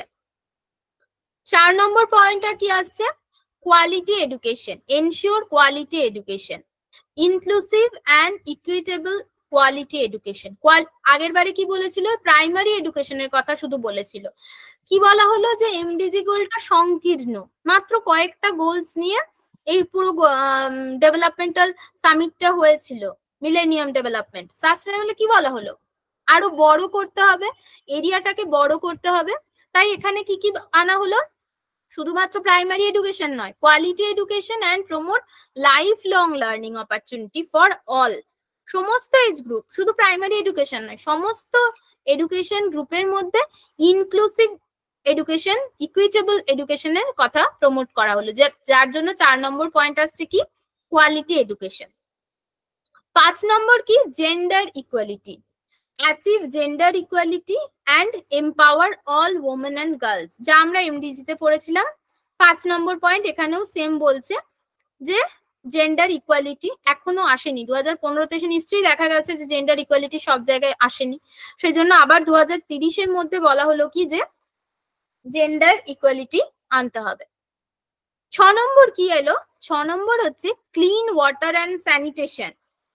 তোমরা দেখবে আমাদের প্রধানমন্ত্রীর হর ঘর জল যোজনা বলে এরকম একটা যোজনা আছে, সব ঘরে ঘরে পরিষ্কার জল পৌঁছে দিতে হবে। এটা একটা গভর্নমেন্টের যোজনা, যা কিন্তু সাস্টেনেবল ডেভেলপমেন্টের এই 6 নম্বর গোলটা অ্যাচিভ করার পারপাসেই এসেছে। Management of water, sanitation for all. ঠিক আছে, শুধুমাত্র জলের ব্যবহার বা জল পৌঁছে দিলেই হবে না, জলটার প্রপারলি ইউজ করতে হবে। কেন? তার কারণ আমাদের এনার্জির প্রয়োজন, তাই তো এই জলকে কাজে লাগিয়ে আমরা এনার্জি প্রডিউস করতে পারি। তাই 7 নম্বরে চলে এলো অ্যাফোর্ডেবল অ্যান্ড ক্লিন এনার্জি। 2030-এর মধ্যে ক্লিন এনার্জির মধ্যে সকলের অ্যাক্সেস থাকবে, যেটা কি হবে অ্যাফোর্ডেবল হবে, যেটা হবে রিলায়েবল, যেটা সাস্টেনেবল হবে। Modern energy for all, clean energy schemes দেখবেন গভর্নমেন্টের ক্লিন এনার্জি স্কিম চলছে। হ্যাঁ, এটাও 2030-এর মধ্যে অ্যাচিভ করতে হবে। রিনিউয়েবল এনার্জি, তোমরা জানো হয়তো এখন রিনিউয়েবল এনার্জি যে কোনো ধরনের প্রজেক্ট ভীষণ গভর্নমেন্টের কাছ থেকে প্রচুর সাবসিডি পাচ্ছে। রিনিউয়েবল এনার্জি কেন পাচ্ছে বলতো, এই 7 নম্বর পয়েন্টার ডেভেলপমেন্টের জন্য, ক্লিন এনার্জি ডেভেলপমেন্টের জন্য। ঠিক আছে। 8 নম্বর কি decent work and economic growth. Decent promote sustained, inclusive and sustainable economic growth, full and productive employment and decent work for all, মানে আনএমপ্লয়মেন্টের রিডাকশন ঘটাতে হবে, এমপ্লয়মেন্ট অপরচুনিটি বাড়াতে হবে, সকলে যাতে কাজ পায়, ইকোনমিক গ্রোথের চেষ্টা করতে হবে। সকলে কাজ পেলে পার ক্যাপিটা ইনকাম বাড়বে, পার ক্যাপিটা ইনকাম বাড়া মানে ইকোনমিক গ্রোথ বাড়া। ঠিক আছে, 2030-এর মধ্যে এটা করতে হবে। তাহলে তোমরা ভাবো ইকোনমিক গ্রোথ কিভাবে হচ্ছে, প্রত্যেকটা পয়েন্ট এক একটার সাথে ইন্টারলিঙ্কড। ইকোনমিক গ্রোথের জন্য গভর্নমেন্ট কি করছে, গভর্নমেন্ট দেখবে সবসময় বিভিন্ন ধরনের ছোট ছোট ইন্ডাস্ট্রি, মানে যেটাকে এখানে বলে ক্ষুদ্র শিল্প, ক্ষুদ্র কুটির শিল্প, এগুলো প্রমোট করে তো গভর্নমেন্ট সবসময়। এগুলোর ফলেই আমাদের ইকোনমিক গ্রোথ আসে, তাই তো? তাহলে 9 নম্বর পয়েন্টটা হচ্ছে সেটা, industry, innovation and infrastructure. Inclusive sustainable industrialisation করতে হবে, ইনোভেশন বাড়াতে হবে। এই যে আমরা রিসেন্টলি দেখলাম আমাদের ইসরো কত ডেভেলপমেন্টাল কিছু কিছু প্রজেক্ট করলো, দেখেছিলে তো? চন্দ্রযান বানালো ইসরো, তাই না? সেখানে কি সেটার জন্য তো প্রচুর পরিমাণ ক্যাপিটালস প্রয়োজন। সেই ক্যাপিটালস গভর্নমেন্ট কেন দিচ্ছে? তার কারণ ইনোভেশনকে ফস্টার করছে, ইনোভেশনকে কি বলবো, বাহবা দিচ্ছে। হ্যাঁ, এরপর হচ্ছে রিডিউসিং ইনইকুয়ালিটি। সমস্ত রকম ইনইকুয়ালিটি যে সমস্ত জায়গায় রয়েছে, সমস্ত প্রকার, সেটা কান্ট্রির মধ্যে হতে পারে, সেটা মেল ফিমেলের মধ্যে হতে পারে, সেই ইনইকুয়ালিটি কমাতে হবে। তাহলে আমরা 9 নম্বর পয়েন্টের সঙ্গে যদি ধরো লিঙ্ক করি 10 নম্বর পয়েন্টটা, এটা ভাবতে পারো এই যে ইন্ডাস্ট্রি গঠন হচ্ছে এই ইন্ডিয়াতে বিভিন্ন জায়গায় বিভিন্ন অঞ্চলে, ধরো ইন্ডাস্ট্রি হওয়ার কথা বলছে, গভর্নমেন্ট বলছে আমরা এই ইন্ডাস্ট্রি নিয়ে আসছি। সেই একটা ইন্ডাস্ট্রি হওয়া মানে কি? একটা ডেভেলপমেন্ট হওয়া। যে কোনো একটা ইন্ডাস্ট্রি, ধরো আমাদের পাশেই আমরা দেখছি কি ধরো দুর্গাপুর তো একটা ইন্ডাস্ট্রিয়াল শহর, তোমরা সবাই জানো। ওখানে ইন্ডাস্ট্রি গড়ে উঠেছিল, তাই জন্য ওখানে একটা জঙ্গল ছিল, সেখান থেকে ওখানে একটা ইন্ডাস্ট্রিয়াল সিটি তৈরি হয়েছে।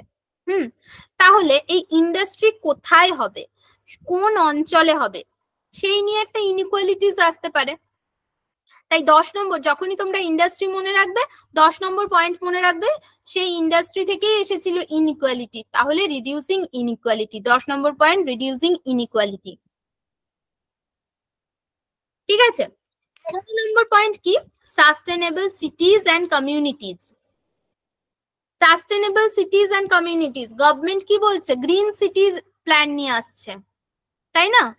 ওয়েস্ট ম্যানেজ, যেখানে গ্রিন সিটি মানে কি? যেখানে ওয়েস্ট ম্যানেজমেন্ট প্রকল্প তৈরি হবে, যেখানকার এয়ার কোয়ালিটি খুব ভালো হবে, যেখানে সিটির সবকিছু ফেসিলিটিস পাবে মানুষ, কিন্তু এনভায়রনমেন্টালি কোনো রকম ক্ষতিগ্রস্ত না হয়ে সমস্ত ভালো ভালো যে ফেসিলিটি গুলো আছে মানুষ সেগুলো পাবে। তবেই আমরা সেই সিটিকে বলবো সাস্টেনেবল সিটিজ বা সাস্টেনেবল কমিউনিটিজ।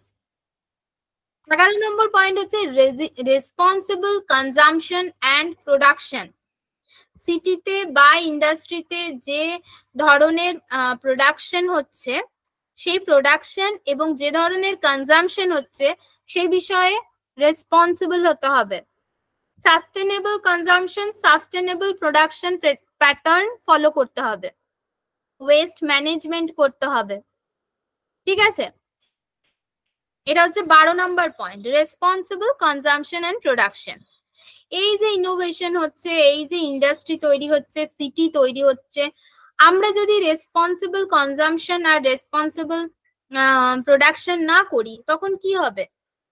ক্লাইমেটের উপর এফেক্ট পড়বে, ক্লাইমেট চেঞ্জ হতে পারে, যেটা এখন হচ্ছেও। তাই জন্য 13 নম্বর পয়েন্ট হচ্ছে ক্লাইমেট অ্যাকশনস। ক্লাইমেট চেঞ্জের জন্য সমস্ত রকমের যা যা আর্জেন্ট অ্যাকশন না নেওয়া প্রয়োজন, সেই অ্যাকশন গুলো নিতে হবে। ঠিক আছে, যার ফলে কি হয়? ন্যাচারাল হ্যাজার্ড, ন্যাচারাল ডিজাস্টার সেগুলো কম হয়। যে কোনো প্রকার ক্লাইমেট চেঞ্জের জন্য যা যা খারাপ খারাপ বা সিচুয়েশন বা পরিস্থিতি তৈরি হচ্ছে, সেগুলো যাতে না হয় তার জন্য লক্ষ্য রাখতে হবে। 14 নম্বর পয়েন্ট কি?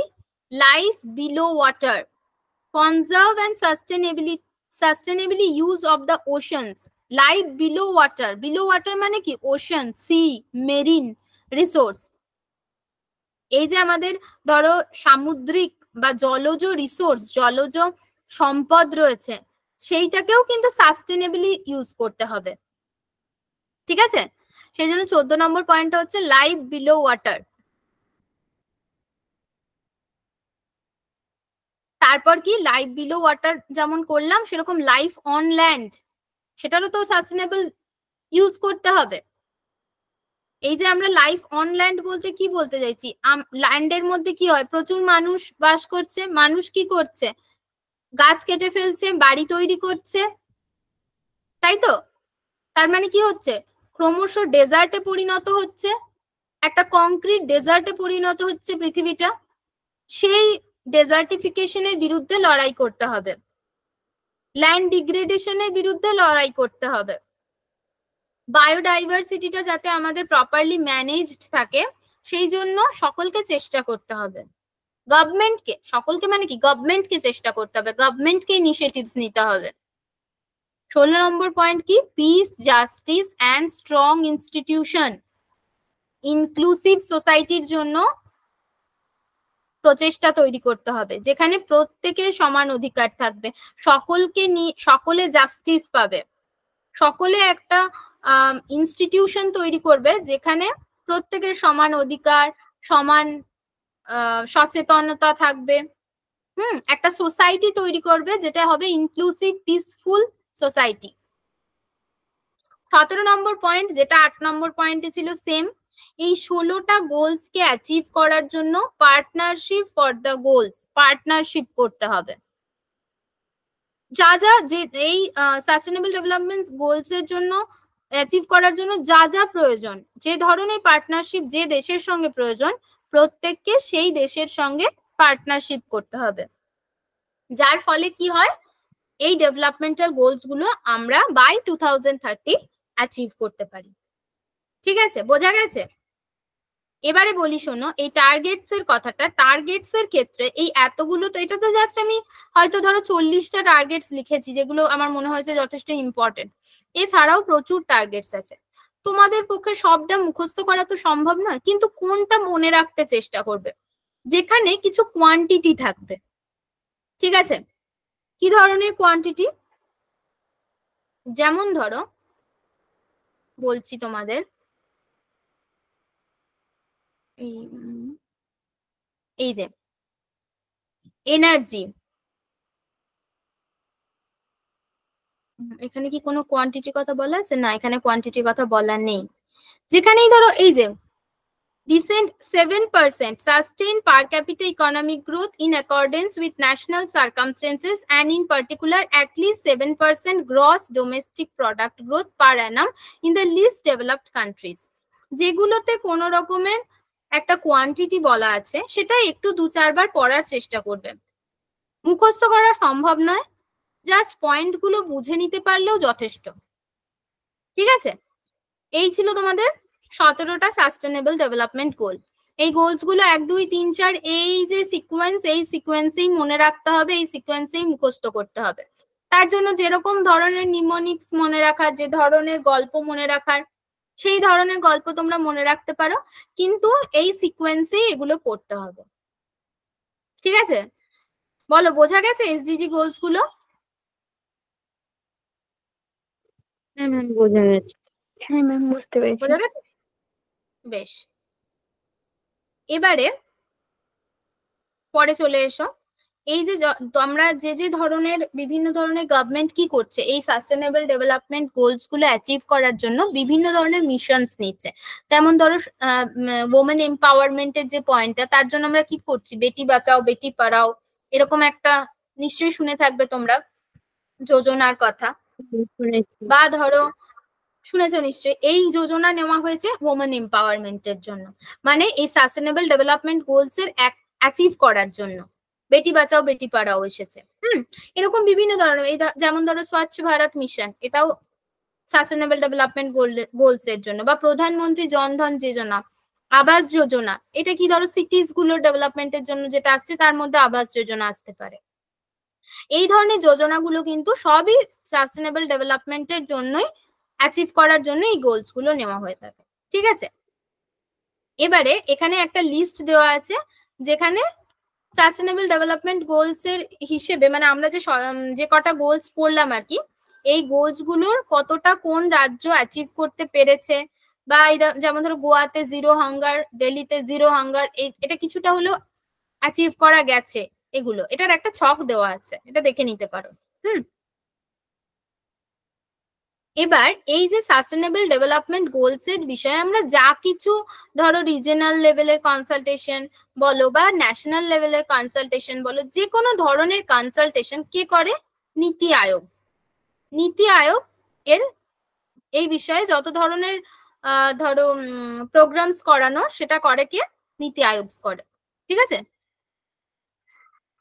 আর একটা বিষয় তোমাদের বলবো, যে ধরো কোনো পয়েন্ট কিছু বুঝতে পারছো, এটা ভীষণ কঠিন কিছু কোয়েশ্চেন আসছে যেখানে কোনো পয়েন্টস বুঝতে পারছো না, যেখানে দেখবে ইনক্লুসিভিটির কথা বলা আছে, যেখানে দেখবে কোয়ালিটি এডুকেশনের কথা বলা আছে। এখানে এই পয়েন্টটা আমি লিখেছিলাম, খুঁজছি। এইগুলো হচ্ছে সাস্টেনেবল ডেভেলপমেন্টের রিলেটেড ওয়ার্ডস।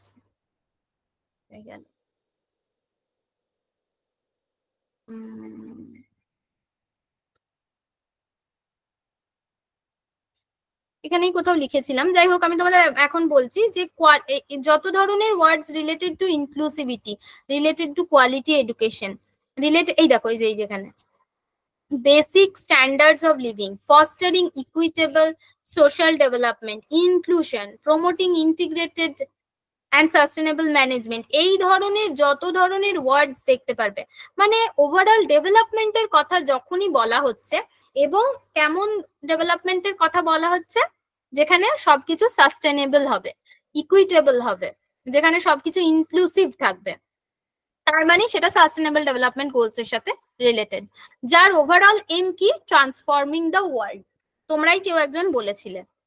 ঠিক আছে, এই ছিল তোমাদের এমডিজি আর এসডিজি, বোঝা গেছে? হ্যাঁ ম্যাম।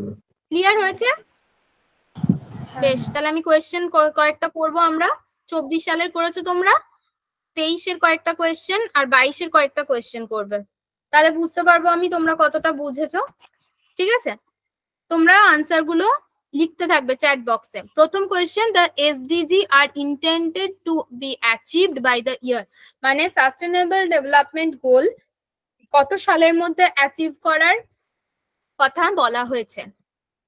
এ 2025, বি 2027, সি 2029, ডি 2030, 2030।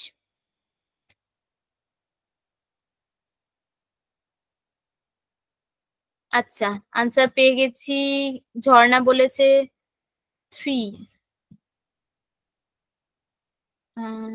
3। আচ্ছা, ঝর্ণা 3 বলছে, শিল্পা ডি বলছে, মৌপিয়া ডি বলছে, প্রীতি ডি বলছে, ইলোরাও ডি বলছে, অর্চনাও ডি বলছে। ঠিক আছে ঝর্ণা, এটা দেখে নাও, এটা বলা হয়েছে 2030। হ্যাঁ, বাকিটা ঠিক বলেছো, 2030। আর একবার ঝর্ণা পড়ে নেবে, পিডিএফটা পড়ে নেবে, ঠিক আছে? 2030 সালের মধ্যে। আচ্ছা, বেশ বেশ বেশ, যদি বাই চান্স ভুলেও যাও তাহলে এটা মনে রাখবে, আমরা সব সময় 15 বছরের জন্য এখনো পর্যন্ত যা যা গোলস দেওয়া হয়েছে সব বলেছিল 15 বছরের মধ্যে অ্যাচিভ করতে হবে। মিলেনিয়াম 2000-এ এসেছিল, 2015 সালের মধ্যে অ্যাচিভ করার কথা বলা হয়েছিল, 2016-তে এসছে এসডিজি, 16-র 1 জানুয়ারি থেকে 2030-এর মধ্যে অ্যাচিভ করতে হবে। Which of the following is not a SDG goal? এর মধ্যে কোনটি SDG গোল নয়? A, decent work and economic growth, B, industry, innovation and infrastructure, C, climate change, D, education for everyone.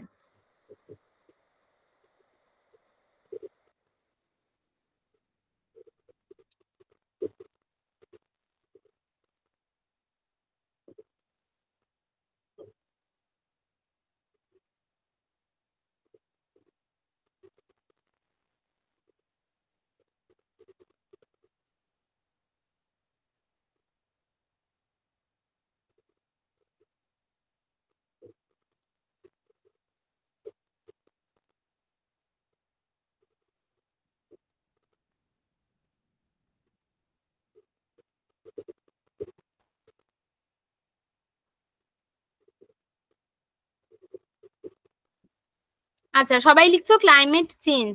কেন ক্লাইমেট চেঞ্জ কেন হবে? কি বলা হয়েছিল গোলসে?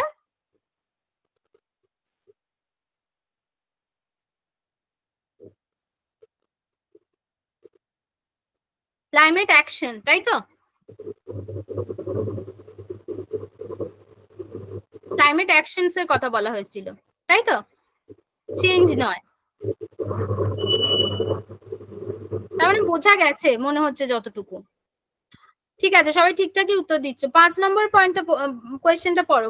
Millennium development goals MDG were established during millennium summit of the United Nations in the year 2000।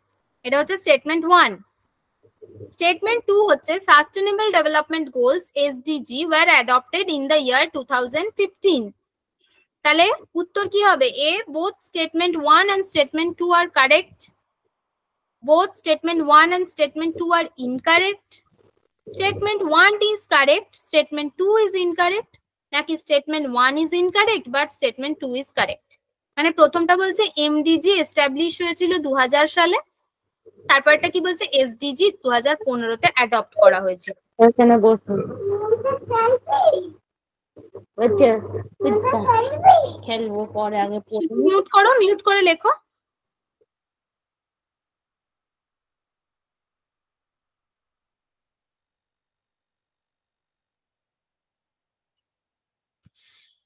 এ হবে both statement 1 and statement 2 are correct. হ্যাঁ, disappoint করে দিচ্ছ। ভালো করে আরেকবার পড়ো।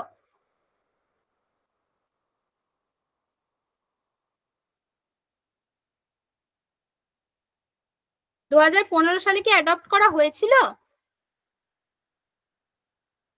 বলো। ও ম্যাম 2016 হবে, মানে টুটা ইনকারেক্ট হবে। একদম তাই তো। তাহলে প্রথমটা Option ঠিক C। এবং দ্বিতীয়টা ভুল, তাই তো? C, very good, C, option C হবে। তাহলে বুঝতে পারছো কতটা মন দিয়ে দেখতে হবে। এইটুকু ভুলেই কিন্তু 2 নাম্বার চলে গেল, বুঝা গেছে? এবার 6 number, environmental education must be an integral part of all the academic program as students need to be mainly sensitized about কি বিষয়ে?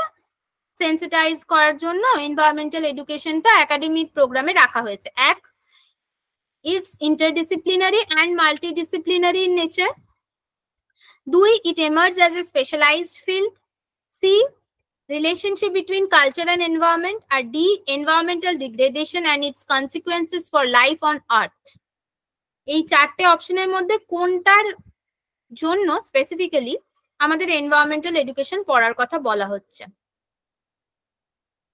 লেখো। ঝর্ণা আগেরটা বলেছো না, এ আর সি দিয়েছো আগের কোয়েশ্চেনটাই বোধহয় না?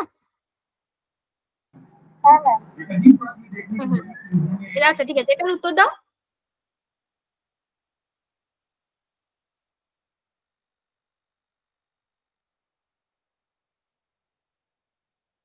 এনভায়রনমেন্টাল এডুকেশন আমরা কেন পড়বো? কারণ environmental education multidisciplinary in nature, সমস্ত রকমের বিষয়বস্তু নিয়েই এটা আলোচনা করে। নাকি এটা একটা স্পেশালাইজড ফিল্ড সেজন্য পড়বো? নাকি এটা কালচার, সংস্কৃতি আর পরিবেশের সঙ্গে রিলেশনশিপ বলে তার জন্য পড়বো?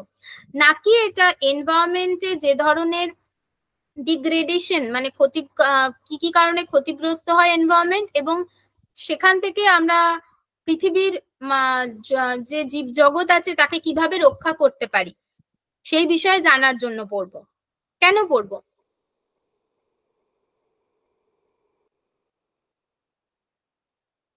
শিল্পা বলেছে ডি, মৌপিয়া ডি, ঝর্ণা ডি, আর দুজন ইলোরা ডি, অর্চনা ডি। ভেরি গুড, একদম এই জন্যই পড়বো। এটা আমরা পড়েছি, প্রথমেই পড়েছি এনভায়রনমেন্ট কাকে বলে তার থেকে, তাই তো? তার মানে এনভায়রনমেন্ট, বায়োমস এগুলোও ইম্পর্টেন্ট, এখান থেকেও ছোট ছোট প্রশ্ন আসতে পারে। বুঝতে পারলে? 2023-এই কোয়েশ্চেন এসেছিল। এবার 22-এর কয়েকটা কোয়েশ্চেন পড়ে নিই।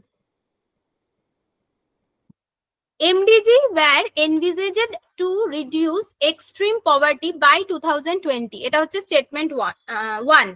কি যে 2020-র মধ্যে এমডিজি ভেবেছিল এক্সট্রিম পভার্টি কমিয়ে দেবে। স্টেটমেন্ট 2 হচ্ছে দেয়ার ওয়ার 8 এমডিজি গোল। উত্তর বলো। দুটো স্টেটমেন্ট ঠিক, দুটো স্টেটমেন্ট ভুল, নাকি কোনো একটা ঠিক কোনো একটা ভুল, নাকি দুটো মানে এটা ঠিক বিটা ভুল, কি হতে পারে বলো? লেখো রাদার। শিল্পা বলছে ডি।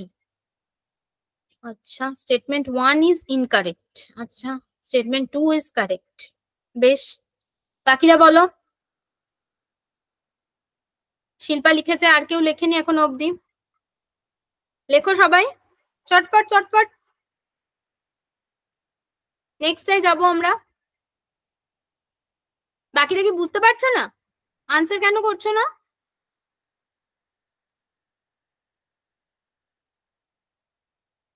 ঠিক আছে, ভেরি গুড।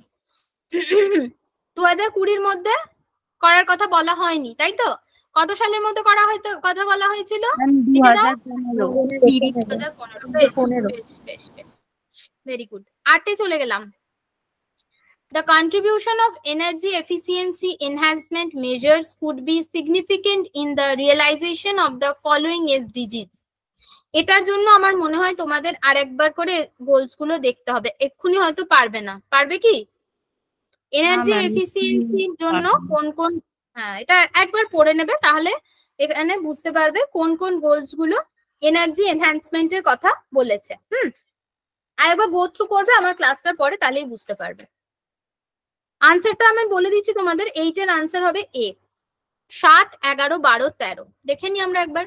7, 11, 12, 13-তে কি বলা আছে? চলো, এই 7, 11, 12, 13। 7, affordable and clean energy. 11, sustainable সিটিজ and communities. Responsible consumption and production. 13, climate actions. এইটা হবে আনসার।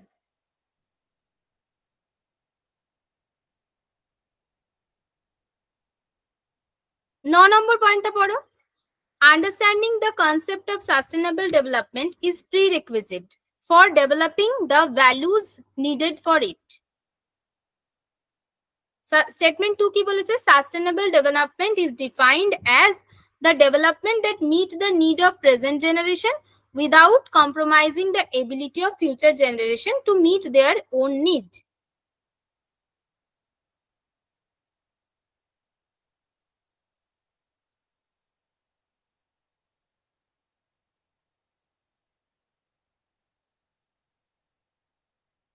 স্টেটমেন্ট 1 এর মিনিংটা বুঝতে পারছি।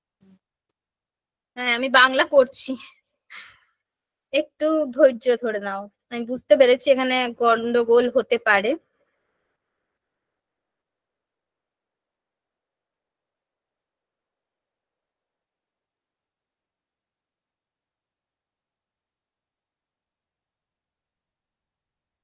মানে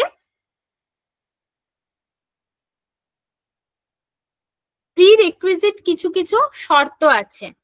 এই যে আমাদের স্থিতিশীল উন্নয়ন, তা বোঝার জন্য আমাদের কিছু প্রয়োজনীয় মূল্যবোধ বা কিছু এমন কনসেপ্ট আছে যেগুলো আগে থেকেই নির্ধারণ করা হয়ে গেছে। এটা বলছে স্টেটমেন্ট 1। স্টেটমেন্ট 2 বলছে যেটা আমাদের সাস্টেনেবল ডেভেলপমেন্টের কনসেপ্ট, সেটা বলা হয়েছে স্টেটমেন্ট 2-তে। তাহলে এবার 1 নম্বরের পয়েন্টটা বলো, এটা কি ঠিক বলছে? 2 নম্বরের পয়েন্টটা বলো, এটা ঠিক বলছে না ভুল বলছে?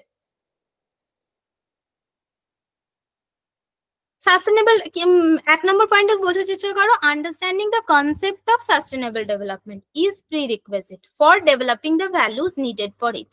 সাস্টেনেবল ডেভেলপমেন্টের কনসেপ্টটা বা আন্ডারস্ট্যান্ডিংটা আগে থেকেই প্রিরিকুইজিট, আগে থেকেই নির্ধারিত। ভ্যালুজ, যে ডেভেলপমেন্টাল ভ্যালুজ গুলো আছে যা প্রয়োজনীয় সাস্টেনেবল ডেভেলপমেন্টের জন্য, সেগুলো আগের থেকেই নির্ধারণ করা আছে। মানে ধরো আমি বলতে চাইছি, আমরা যে সাস্টেনেবল ডেভেলপমেন্টের মধ্যে কি কি গোলস গুলো ভাববো বা কি কি ক্রাইটেরিয়াকে ভাবতে পারি, কি কি এইমস থাকতে পারে, সেগুলো অলরেডি প্রিরিকুইজিট, অলরেডি এগুলো ভেবে রাখা হয়েছে, পূর্ব নির্ধারিত হয়ে রয়েছে। এটা হচ্ছে এ। আর স্টেটমেন্ট 2টা তো বুঝতেই পারছো আশা করছি, যে development is defined as the that meet the need of present generation without compromising the ability of future generation. কি মনে হচ্ছে কি হবে? কেউ দিয়েছো আনসার? এ। শিল্পা বলছে এ। বাকিরা বলো আর কি কি বলছো। ঝর্ণাও বলছে আচ্ছা, ইলোরাও বলছে। ঠিক আছে, আর কে কি বলছে দেখি। কেউ একটা কিছু বলার চেষ্টা করলে, কি বলছো বলো, কেউ বললে।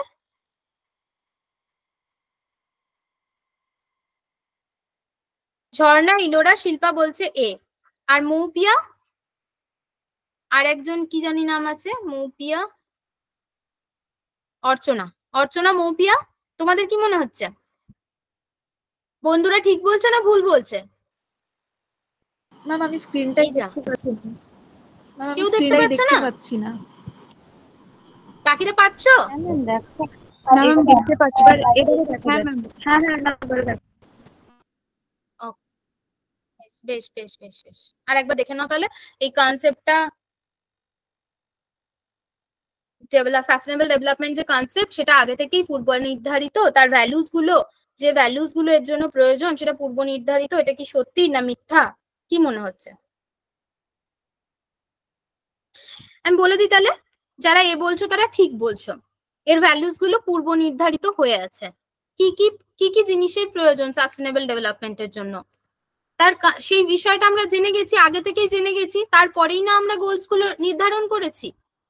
আমরা প্রথমেই ভেবে নিয়েছি এই ডেভেলপমেন্ট গুলো প্রয়োজন, তবেই তো আমরা ভেবেছি যে হ্যাঁ এই গোলগুলো এর জন্য করতে হবে, এই ডেভেলপমেন্টের জন্য, তাই তো? তাহলে 9 এর এ হচ্ছে রাইট আনসার। যারা এ বললে ভেরি গুড, বুঝে গেছো তোমরা। 10 এর পয়েন্ট পড়ো। which of the following is envisaged in SDG? SDG মানে sustainable development goal. A, by 2020 conserve at least 50% of coastal and marine areas. B, by 2030 reduce on third of the per capita global food waste at the retail and consumer level. C, by 2030 double the global rate of improvement in energy efficiency. Or D, by 2030 reduce 1/5 of the premature mortality from non-commutable diseases. যদি এনভিজেজড কথাটার মানে না বুঝতে পারো, তাহলে হচ্ছে বিবেচনা করা। এগুলোর মধ্যে কোনটা বিবেচনা করেছিল? 10 এর প্রশ্নটা কঠিন, 10 এর প্রশ্নটার উত্তর নাও পারা যেতে পারে। না পারা যাওয়ার চান্সেসই 99.99%। তার কারণ এটা হচ্ছে একটা টার্গেট, যেটা তোমাদের বলছিলাম। এখানে আনসার হবে by 2030 double the global rate of improvement in energy efficiency.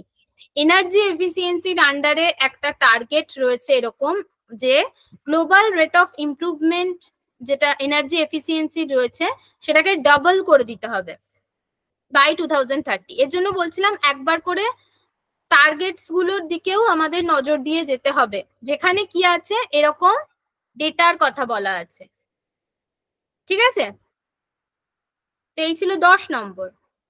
এটা যেহেতু তোমাদের ওখান থেকে পারার কথা নয়, তাই আমি বলে দিলাম। 11 নম্বর কোয়েশ্চেনটা দেখি। An ethical framework of SDG provides normative guidance regarding our relationship with environment. Anthropocentric model is misleading as evident from environmental consequences. এরকম কঠিন কঠিন প্রশ্ন দেখতে পাচ্ছ? এটা বাংলা করে দিতে হবে, তাই তো?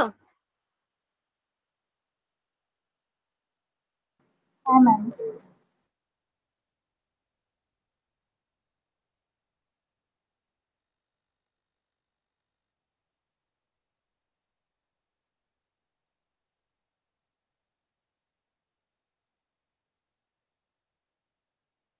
মানে সাস্টেনেবল ডেভেলপমেন্ট বা স্থিতিশীল উন্নয়ন একটি নৈতিক কাঠামো বা পরিবেশের সাথে সম্পর্কের ক্ষেত্রে একটি আদর্শ নির্দেশিকা প্রদান করে। এটা হচ্ছে 1 নম্বর পয়েন্টটা, 1 নম্বর স্টেটমেন্ট। কি বলছে? স্থিতিশীল উন্নয়ন একটি নৈতিক কাঠামো, নৈতিক কাঠামোর সঙ্গে, এথিক্যাল ফ্রেমওয়ার্ক, এথিক্যাল কাঠামো পরিবেশের সঙ্গে সম্পর্কের ক্ষেত্রে আদর্শ নির্দেশিকা প্রদান করে। এটা হচ্ছে স্টেটমেন্ট 1। স্টেটমেন্ট 2 কি? anthropocentric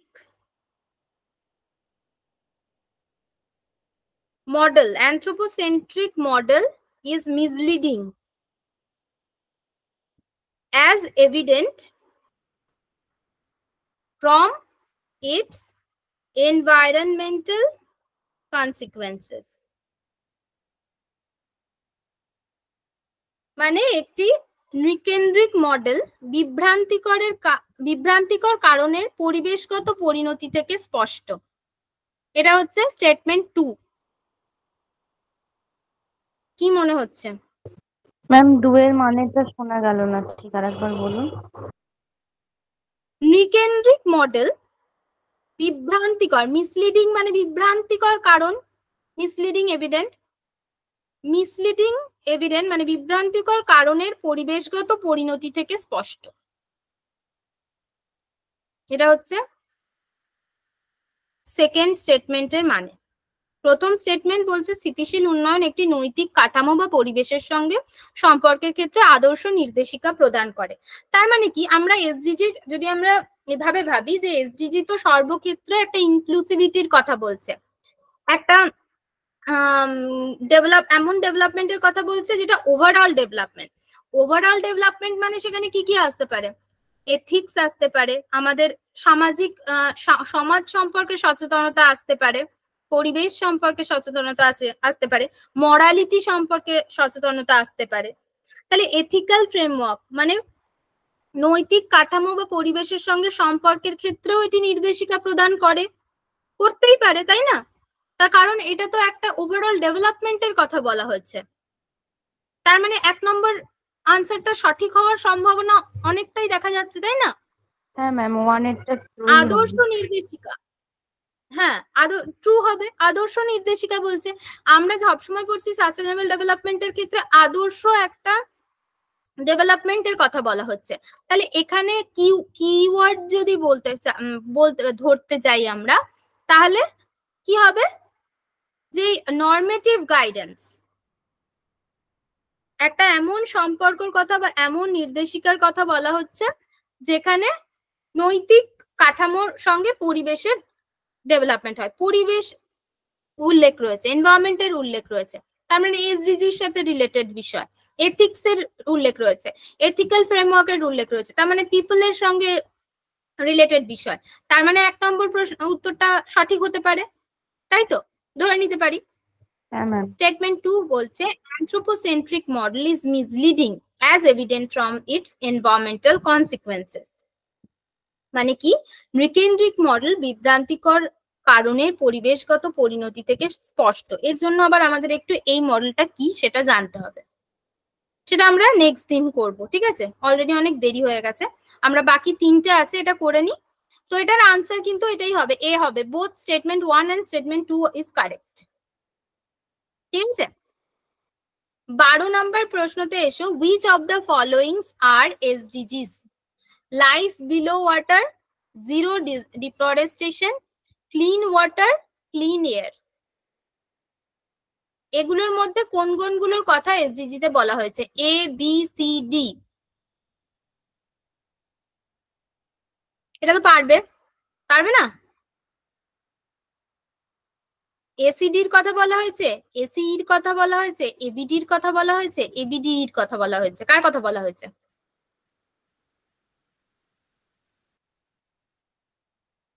ম্যাম এগুলোই তো হবে।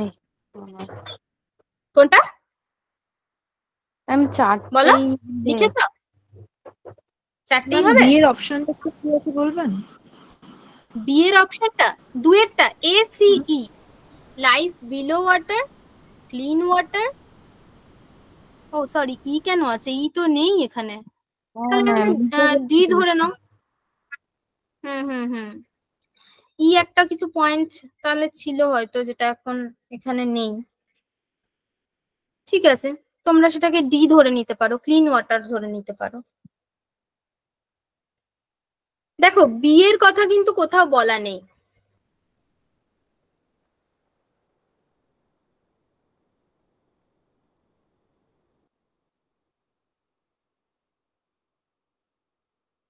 অ্যাকচুয়ালি কি বলতো এইখান এটা একটু কনফিউজিং, এই উত্তরটা একটু কনফিউজিং আছে। এনটিএ এর ওয়েবসাইট থেকে আরেকবার এটা আমাকে দেখতে হবে, কারণ আমরা লাইফ বিলো ওয়াটারের কথাও পড়েছি, আমরা ডেজার্টিফিকেশন কমানোর কথাও বলেছি, ক্লিন ওয়াটারের কথাও বলেছি, ক্লিন এয়ারের কথাও বলেছি। তাহলে বেসিক্যালি এখানে চারটের কথাই বলা হয়েছে। তাহলে যদি হয় তাহলে এ বি সি ডি চারটেই হতে হবে। অপশনটা এখানে এ বি সি ডি হওয়া উচিত ছিল, তাই না? হ্যাঁ ম্যাম, 4 নম্বর অপশনটা একটু গন্ডগোল মনে হচ্ছে। এটা একটু তোমাদের 12 নম্বরের কোশ্চেনের আনসারটা একবার দেখে তোমাদের বলবো, ঠিক আছে? আর একবার ওয়েবসাইট চেক করে বলবো। 13 নম্বরটা পড়ি। MDG had a total 31 targets to be achieved by 2015. Statement 2, there are 8 goals in MDG and 17 goals in SDG. এটা তো তোমাদের মুখস্থ হয়ে গেছে আমি শিওর। স্টেটমেন্ট 1 ঠিক বলছে না ভুল? 1টা ফলস আর এটা ট্রু, 2টা হচ্ছে ট্রু। ঠিক ঠিক, একদম ঠিক। তার মানে এটা মুখস্থ হয়ে গেছে, তাই না? এমডিজি তে টোটাল টার্গেট ছিল কটা পড়েছি? 2015 সালের মধ্যে অ্যাচিভ করা হবে, টার্গেট ছিল 21, তাই তো? তাহলে স্টেটমেন্ট 1টা ভুল, 2টা হচ্ছে ঠিক, তাই তো? হ্যাঁ ম্যাম। 14 নাম্বার কি বলছে? which goal of 2030 agenda for SDG adopted by India in 2015 seeks to ensure inclusive and equitable quality education and promote lifelong learning opportunity for all. 2030 আমাদের যে গোলটা অ্যাচিভ করতে হবে, এরকম কোন এসডিজি গোল 2015 সাল থেকে নেওয়া হয়েছিল, যেটা ensure inclusive and equitable quality education and promote life long learning opportunity for all. মানে এটা বুঝতে পারছো যে যেটা আমার যে পয়েন্টটাতে বলা হয়েছিল কি এডুকেশনের কথা বলা হয়েছিল, সেই পয়েন্টটার কথা এখানে বলা হচ্ছে, সেই গোলটার কথা বলা হচ্ছে। সেই গোলটা কি ছিল মনে আছে? মনে এখন হয়তো থাকবে না, গোল 4 এ ছিল, হ্যাঁ, কোয়ালিটি এডুকেশনের কথা, ঠিক আছে? 17টা গোল একবার পড়বে বাড়িতে। 15 নম্বর question, which of the following goals are common in both SDGs and MDGs? Zero hunger, life below water, no poverty, life on earth, gender equality. এর মধ্যে চ্যাট বক্সে লিখে দাও কোন কোনগুলো এসডিজি তেও ছিল, এমডিজি তেও ছিল। Zero hunger, life below water, no poverty, life on earth, gender equality. Shortcut লিখে দাও, লাস্ট কোয়েশ্চেন এটা, আমরা র্যাপ আপ করবো ক্লাস।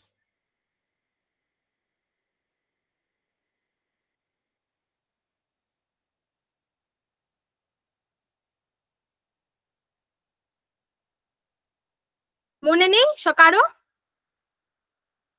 দেখো, লাইফ বিলো ওয়াটার আর লাইফ অন আর্থ, এই দুটোর কথা কিন্তু আমরা এসডিজি তেই পড়লাম।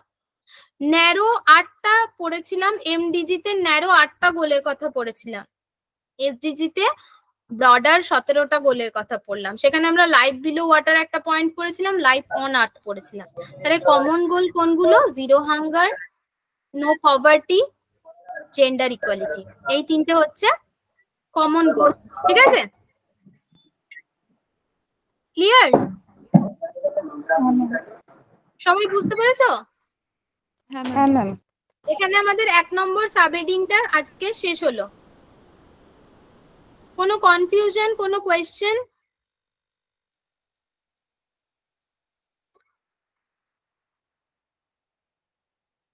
যদি কোনো কোয়েশ্চেন না থাকে তাহলে আমরা আজকে এখানে ক্লাস শেষ করব, ঠিক আছে? একটা পয়েন্টস যেটা এবিসিডি, ওটা ওয়েবসাইট দেখে, ওয়েবসাইট চেক করে তোমাদেরকে নেক্সট দিন আরেকবার মেনশন করে দেবো, ঠিক আছে? আমরা তাহলে ক্লাস এখানে এন্ড করছি, নেক্সট দিন পরের সাবহেডিংটা পড়বো, ঠিক আছে?